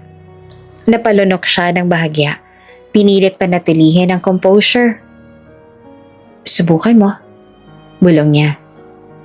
Baka ikaw ang unang mawala ng hininga. Nagtagpo ang kanilang mga tingin, puno ng tensyon. Parang may mga nagliliyab na apoy sa pagitan nila, handang sumabog anumang oras. Ngunit bago pa sila tuluyang lumunin ng momentong iyon, bumaba si Lucian, kasama siya. Diretso siya sa main hall, kung saan naroon naman si Senyora Mirelda at ang mga bata.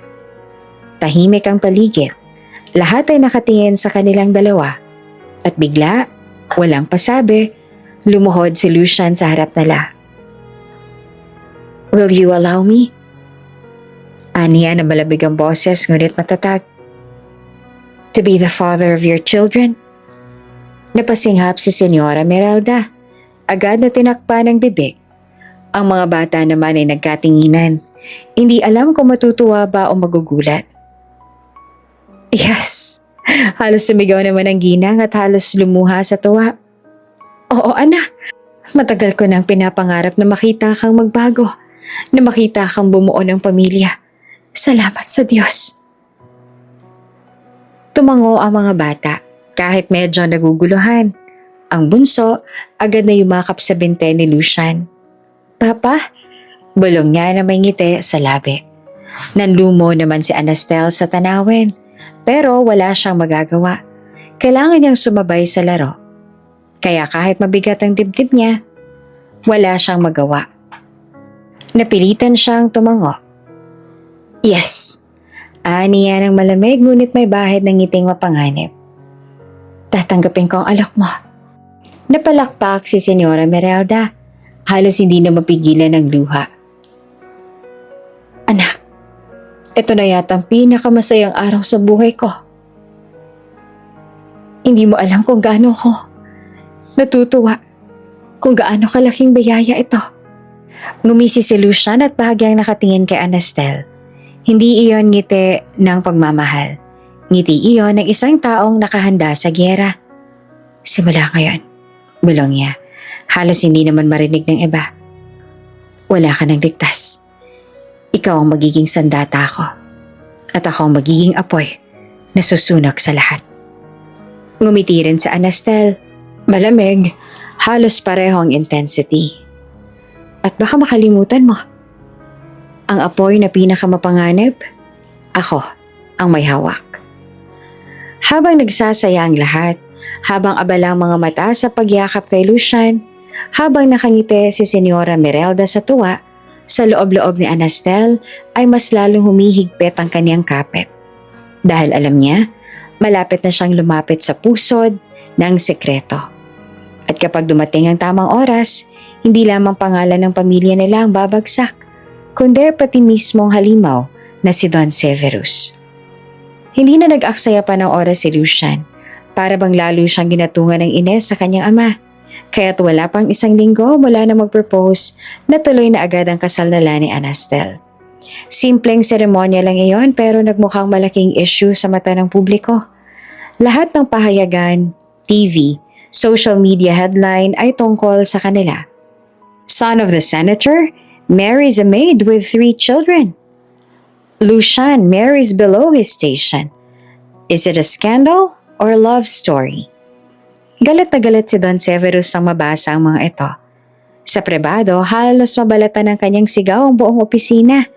Pero nang humarap sa kamera, ibang mukha ang ipinakita ng matandang senador. Nakangiti, halos maluha-luha pa habang nakausap ang mga reporter. Cinderella story, hindi ba? Ani Severus, mahinahong tinig ngunit may tusong ningning sa mata. Ganyan ko kamahal ang aking anak. Kung sino ang mahal niya, mahal ko rin. Sa totoo lang, simulat sa poll, alam kong magiging manugang ko na si Anastel. Tumawa pa siya. Parang isang ama na punong-puno ng pagmamahal at suporta. At lahat ng tao ay kinagat iyon. Trending agad ang hashtag Love Wins at hashtag Cinderella Wedding. Ngunit sa kabilang dako, si Lucian nalilisik ang mga mata. Habang pinapanood ang panayam sa telebisyon, halos mabasag ang baso ang hawak niya. Nautakan pa rin ako ng matandang yan. Mariing bolong niya. Ginawa pa niyang fairy tale ang lahat.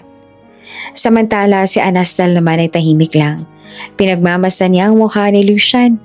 Alam niyang galit ito, hindi lamang sa ama niya, kundi pati sa sistemang ginagalawan nila. Ngunit sa isip niya, may isa pa siyang dahilan kung bakit kailangan niyang magpakatatag.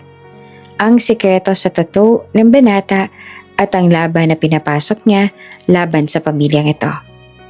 Pagkatapos ng maingay na selebrasyon at mga flash ng kamera, dumating na ang gabi ng kanilang dasal. Dinala sila sa bagong ayos na silid, isang master's bedroom na puno ng mga rosas, kandila at malambot na musika. Romantiko sa paningin ng iba, pero para sa kanila, isang laban ng kapangyarihan at tukso. Pagkapasok sa kwarto ay walang pasakali si Lucian. Hinalikan niya si Anastel ng marahas, puno ng gutom at pagkasabik. Napaatras naman ito sa kama, nanginginig pero hindi na lumaban. Umakyat ang kamay ni Lucian, marahang hinila ang laylayan ng duster. Dumampi ang halik sa makinis na hita ni Anastel. Pataas, pababa, hanggang maramdaman niya ang basang tela ng kanyang underwear. Napaungol siya. Napakapit sa unan. Halos mabuwal sa sarap.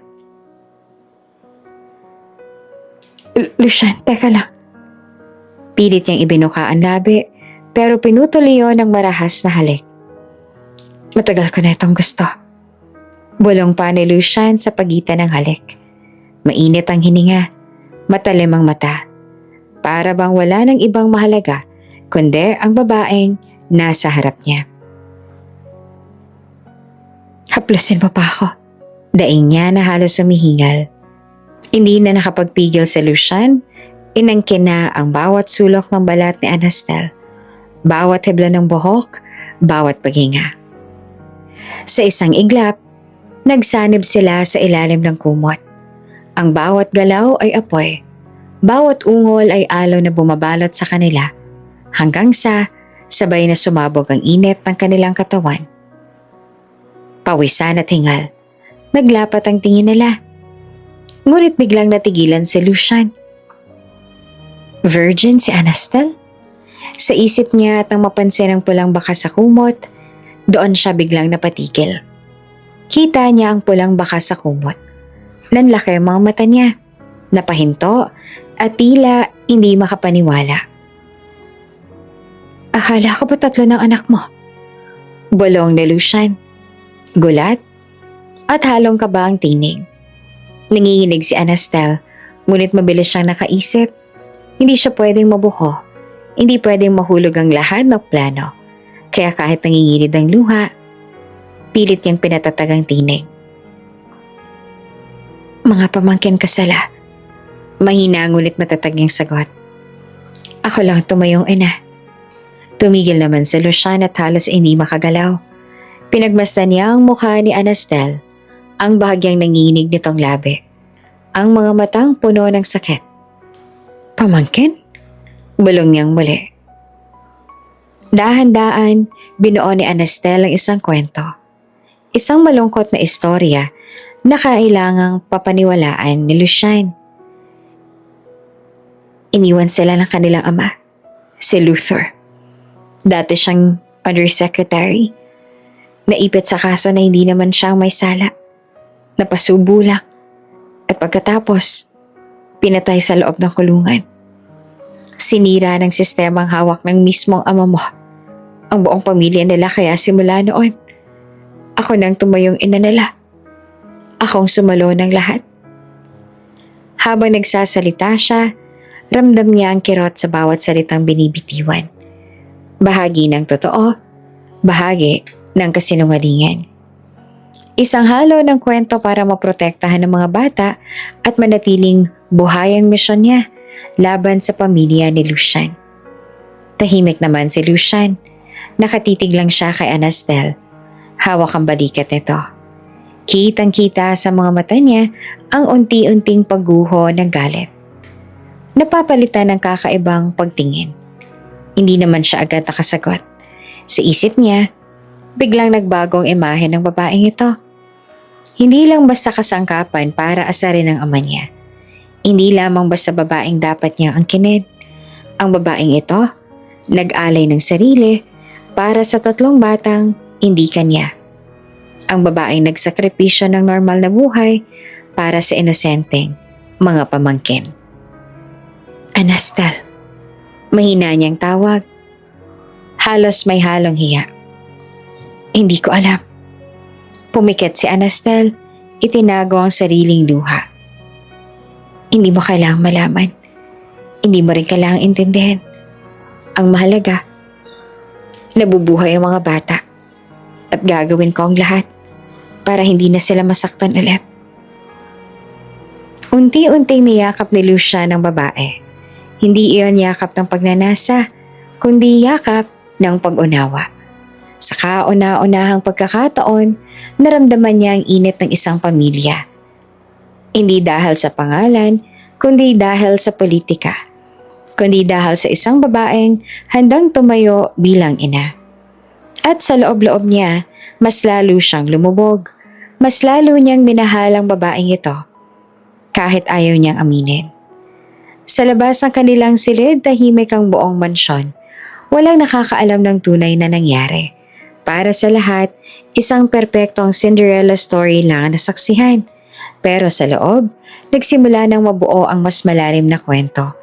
Isang kwento ng pag-ibig, kasinungalingan at paghihigante. At sa kanilang unang gabi bilang mag-asawa, alam ni Anastel na mas lumapit na siya sa pusod ng sekreto. At alam din ni Lucian na kahit anong mangyari, hindi niya na kayang bitawan ang babaeng ito. Muling bumalik si Anastel sa ilalim ng mansyon kung saan nakatagong misteryosong vault. Ang mga anak, sina Aya at ang magkakapatid, kasama niya. Kasama rin sa linya ang tech master nilang si Tiberius. Naka-earpiece, nagbabantay mula sa safe house. Tahimik ang paligid. Tanging tunog ng sariling hinga ang naririnig nila habang nakatayo sa harap ng matigas na bakal na pintuan. Sa gitna ay may keypad na may kumikislap na 6 na digits. Hawak ni Anastel ang maliit na papel na may mga numero. Kinopya niya mula sa tattoo sa puso ni Lucian. Hindi siya makapaniwala na sa mismong katawan ng binata nakatago ang susi ng yaman ng pamilya nito. Are you sure, Mama? Bulong ni Aya, halatang nanginginig. Tumango naman si Anastel kahit kinakabahan. Ito lang ang paraan. Kapag nabuksan natin ito, makukuha natin ng ebidensya laban kay Don Severus.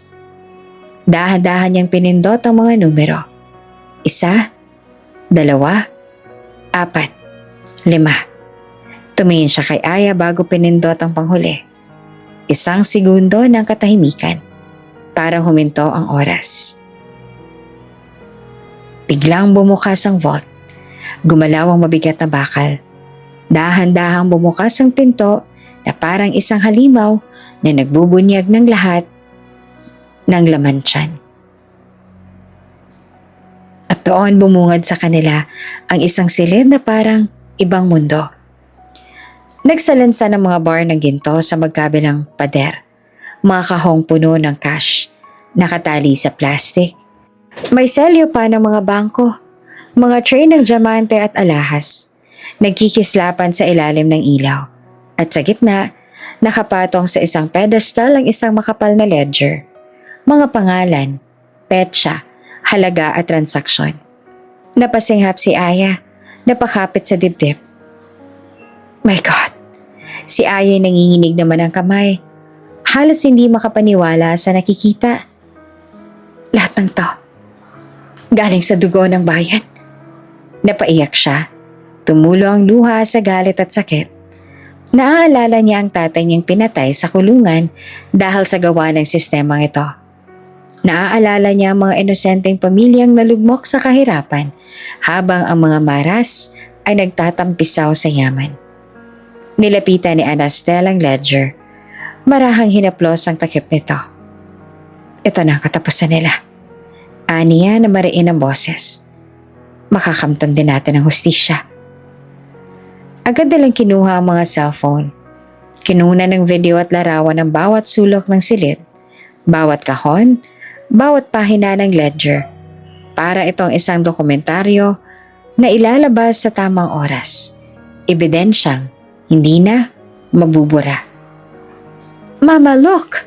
Sigaw ng isa pang bata, hawak ang kamera. "May pangalan dito. Mga senador, congressman, pati artista. Lahat tumatanggap ng pera." Halos sumabog ang dibdib ni Aya sa galit. Isang buong imperyo ng kasamaan. Tumango si Anastel at ngayon, hawak na natin ang susi para buwagin ito. Pero sa mismong oras na yon, biglang tumahimik ang paligid. Narinig nila ang tunog ng isang baso. Ang kaluskas ng yelo sa loob ng whiskey glass. Nagtinginan silang lahat. Mabagal silang lumingon papunta sa pinto ng vault. At doon nakita nila si Don Severus Maras. Nakatayo siya, suot ang puting barong. Ang isa niyang kamay ay nakapasok sa bulsa, habang ang isa ay hawak ang baso ng whiskey. Malamig ang kanyang mga mata. Walang bakas ng gulat o ng emosyon. Para bang inaabangan niya talaga ang eksaktong sandaling ito. "Ang tapang ninyo," malamig niyong wika. "Ginagalaw niyong hindi niyo pag-aari." Napakapit si Aya sa braso ng ina, nanginginig. Si Anastal naman nakahawak pa rin sa cellphone na may nakabukas na kamera. Hindi alam kung dapat bang tumakbo o magpatuloy sa pagkuha ng ebidensya. Lumapit pa si Severus. Bawat takbang niya ay mabigat at nakatindig balahibo. Uminom siya ng isang lagok ng whiskey tsaka ngumiti na mapait. "Akala niyo ba? Matatalo niyo ako sa sarili kong laro?" Nanginginig si Anastel, pero hindi siya umurong. Hinarap niya ang matanda. "Lahat ng to, ninakaw mo sa bayan. Sa mga taong dapat mong pinoprotektahan. May ebidensya na kami." Tumawa naman si Severus. Isang mababang halakhak na parang lason sa bangin. "Ebidensya? Sa tingin mo ba makakalabas kayo ng buhay para maipakita yan?" Sa isang iglap, sumenya siya sa likod. Mula sa dilim, lumitaw ang mga bodyguard na nakaitim, armado at seryoso ang mukha. Pinalibutan nila ang pintuan ng vault. "Dakpin sila!" Malamig na utos ni Don Severus. Nagkagulo ang mga bata. "Mama!" Sigaw ni Aya. Niyakap niya ang mga kapatid. Pilit na tinatago sa likod niya. Si Anastal naman ay mabilis na pinindot ang send button, hoping na naipadala ang mga kuha sa kanilang secure channel. Hinawakan ni Anastal ang kamay ng mga anak. Pinilit maging matatag kahit bumilis ang tibok ng puso niya. Sa kanyang isipan, iisa lang ang iniisip. Hindi dito matatapos. Kailangan kong mailigtas sa mga bata. At kailangan kong tapusin ang halimaw na ito. Pero sa harap nila ngayon, ang halimaw mismo ay nakangisi. Hawak ang buong kapangyarihan ng kanyang imperyo. At sa isang kisap mata, ang laban ay tuluyang nagsimula. "Isang katulong na mapangahas mang uto," singhal ni Don Severus. Kumukulo ang dugo habang hawak-hawak ang baso ng whiskey. Tumama ang malamig ang titig kay Anastel. Napilit namang pinapakalma ang tatlong bata sa kanyang likuran. "Hindi niyo ako malilinlang. Hindi niyo ako kayang talunin." Sa isang iglap, pumalakpak siya. Lumabas ang mga tauhan. Malalaki ang katawan. Armado ng barel. Agad nilang hinablot si Anastel at ang tatlong bata. Nagpumigla si Aya. Sinubukang ipagtanggol ang mga kapatid. Pero mabilis siyang tinadyakan sa tiyan. Napasigaw si Anastel. "Wag! Mga bata lang sila!"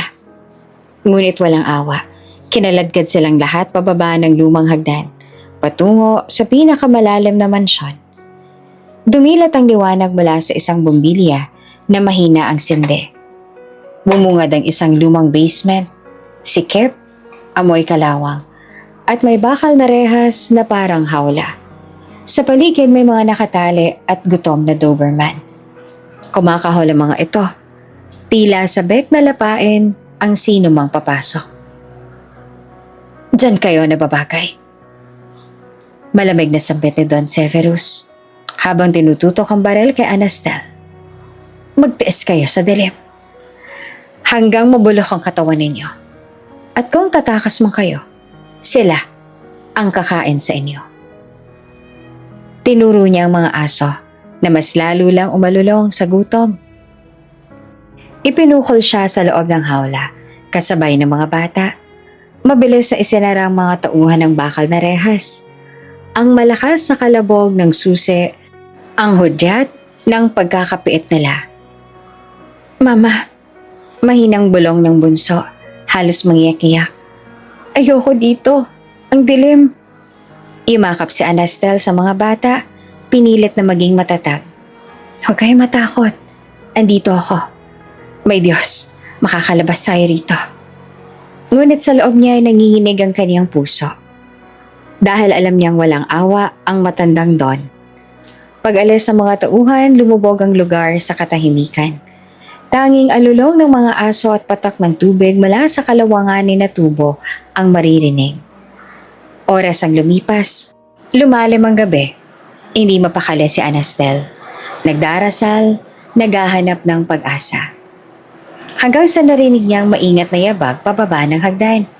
Mahinang tunog ng susi at isang pamilyar na tinig. Anastel, bulong ni Lucia na halos hindi huminga sa kaba. Pawis ang bumalat sa kanyang noo. Nanginginig ang mga kamay. Dahan-dahan niyang binuksan ang rehas. Tumakas na kayo, bago pa kayo abutan ng aking ama. Napatayo si Anastel, hindi siya makapaniwala. Lucian, bakit mo to ginagawa? Delikado ka rito. Hindi ko na kaya. Sagot niya, nag-aralgal ang boses. Hindi kita pwedeng pabayaan. Mahal kita, pati ang mga bata. Itinuturing kong akin. Tumulo ang luha ni Anastel. Bago pa man makalabas, hinawakan niyang mukha ni Lucian at walang pag-alinlangan na idinikit ang labi sa kanya. Isang halik, mainit, mahaba, at puno ng pagnanasa. Isang halik na maaaring pamamaalam o panibagong pangako ng buhay na wala pa silang kasiguraduhan. Sa labas ay mabilis na gumalaw sina Tiberios at Marixa. Nakapasok sila sa silid control, pinatay ang CCTV at kinuha ang mahahalagang ebidensya mula sa computer ng mansyon. Mga video, ledger, at dokumento na magbubunyag ng yaman at kasalanan ng pamilyang Maras. Bilis, wala na tayong oras. Sigaw ni Marixa habang sinusuksok ang USB at mga envelope sa kanyang bag. Ngunit hindi na sila nakalayo. Mula sa dilim, biglang bumungad si Don Severus. Nakangisi. Lucian.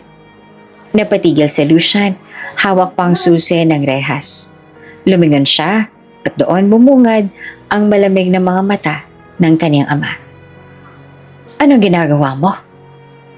Mabigat ang tinig ni Don Severus. Nanginginig sa galit. Pa, nangingilid ang luha ni Lucian. Hindi na ako makikiisa sa kasamaan mo. Hindi sila kalaban. Sila ang pamilya ko. Pamilya? Sigaw ng matanda. Mababa ang tingin mo sa sarili mo. Pinili mong ipagpalit ang pangalan natin sa isang babaeng kaladkarin at mga batang ulila. Walang paalam, inihampas si Don Severus ang golf club na hawak niya. Tumama ito sa balikat ni Lucian. Halos mabali ang buto. Napasigaw siya sa sakit. Bumagsak sa sahig. Lucian! Sigaw ni Anastel. Pilit inaabot siya mula sa loob ng rehas. Ngunit sunod-sunod pa ang naging hampas. Sa ulo, sa likod, sa braso. Ang bawat palo ay puno ng puot. Parang gustong burahin ni Severus ang sariling dugo na nagtataksil sa kanya. Huwag! Tama na! Sigaw ni Senyora Merelda na bumabarin, luhaan at nanginginig. Severus! Anak mo yan, maawa ka! Huwag mo siyang patayin! Ngunit hindi nakinig ang matanda. Patuloy niyang hinampas si Lucian hanggang sa bumalot ang dugo sa sahig. Humihingal siya, nanlisik ang mga mata. Si Lucian, duguan, halos mawala ng ularat. Dahan-dahan siyang tumingin kay Anastel. Isang mahinang ngiti lamang kumawala sa kanyang labi. "Mahal kita," bulong niya. Halos pabulong na lang, bago tuluyang nawala ng malay. Nagsisisigaw si Anastel. Halos mabaliw siya sa sakit at takot. "Lucian, huwag mo kaming iiwan." Habang si Senyora Merelda naman ay nakaluhod, niyakap ang dugoang anak. "Diyos ko, huwag mo siyang kunin." At sa gitna ng kaguluhan, ang rehas ay muling isinara. Ang pag-asa na kanilang pinanghawakan ay unti-unting nauupos, gaya ng kandilang nalalaman ng hangin sa pinakamadilim na gabi. Natapos ang lahat, tuluyang bumagsak ang pader na itinayo ni Don Severus. Lumabas ang lahat ng ebidensya. Ang mga ledger, ang mga bank account, pati ang gold bars at cash na nakatago sa ilalim ng lupa ng mansyon ng mga Maras. Kasama ang mga pangalan ng senador, ang daang-daang opisyal na matagal nang nagnanakaw sa kaba ng bayan. Hindi nakatakas si Don Severus. Nabulok siya sa kulungan. Hindi lang bilang kriminal kundi bilang isang pangalan na kinamumuhuian ng buong bayan. Sa loob ng kulungan kasama niyang mga kasabwat, mga general, mga undersecretaries at ilang taong dati inaakalang malilinis. Sa labas, hindi na nakaligtas ang anak niyang si Cassiel. Kahit wala itong direktang kasalanan, nadamay ang pangalan. Ang career niyang pinaghirapan, binaha ng mga bashers at binura ng isang katotohanan. Anak siya ng isang halimaw. Si Lucian naman ang minsang kanang kamay ng kanyang ama ay nakulong din. Hindi siya nakaligtas sa batas.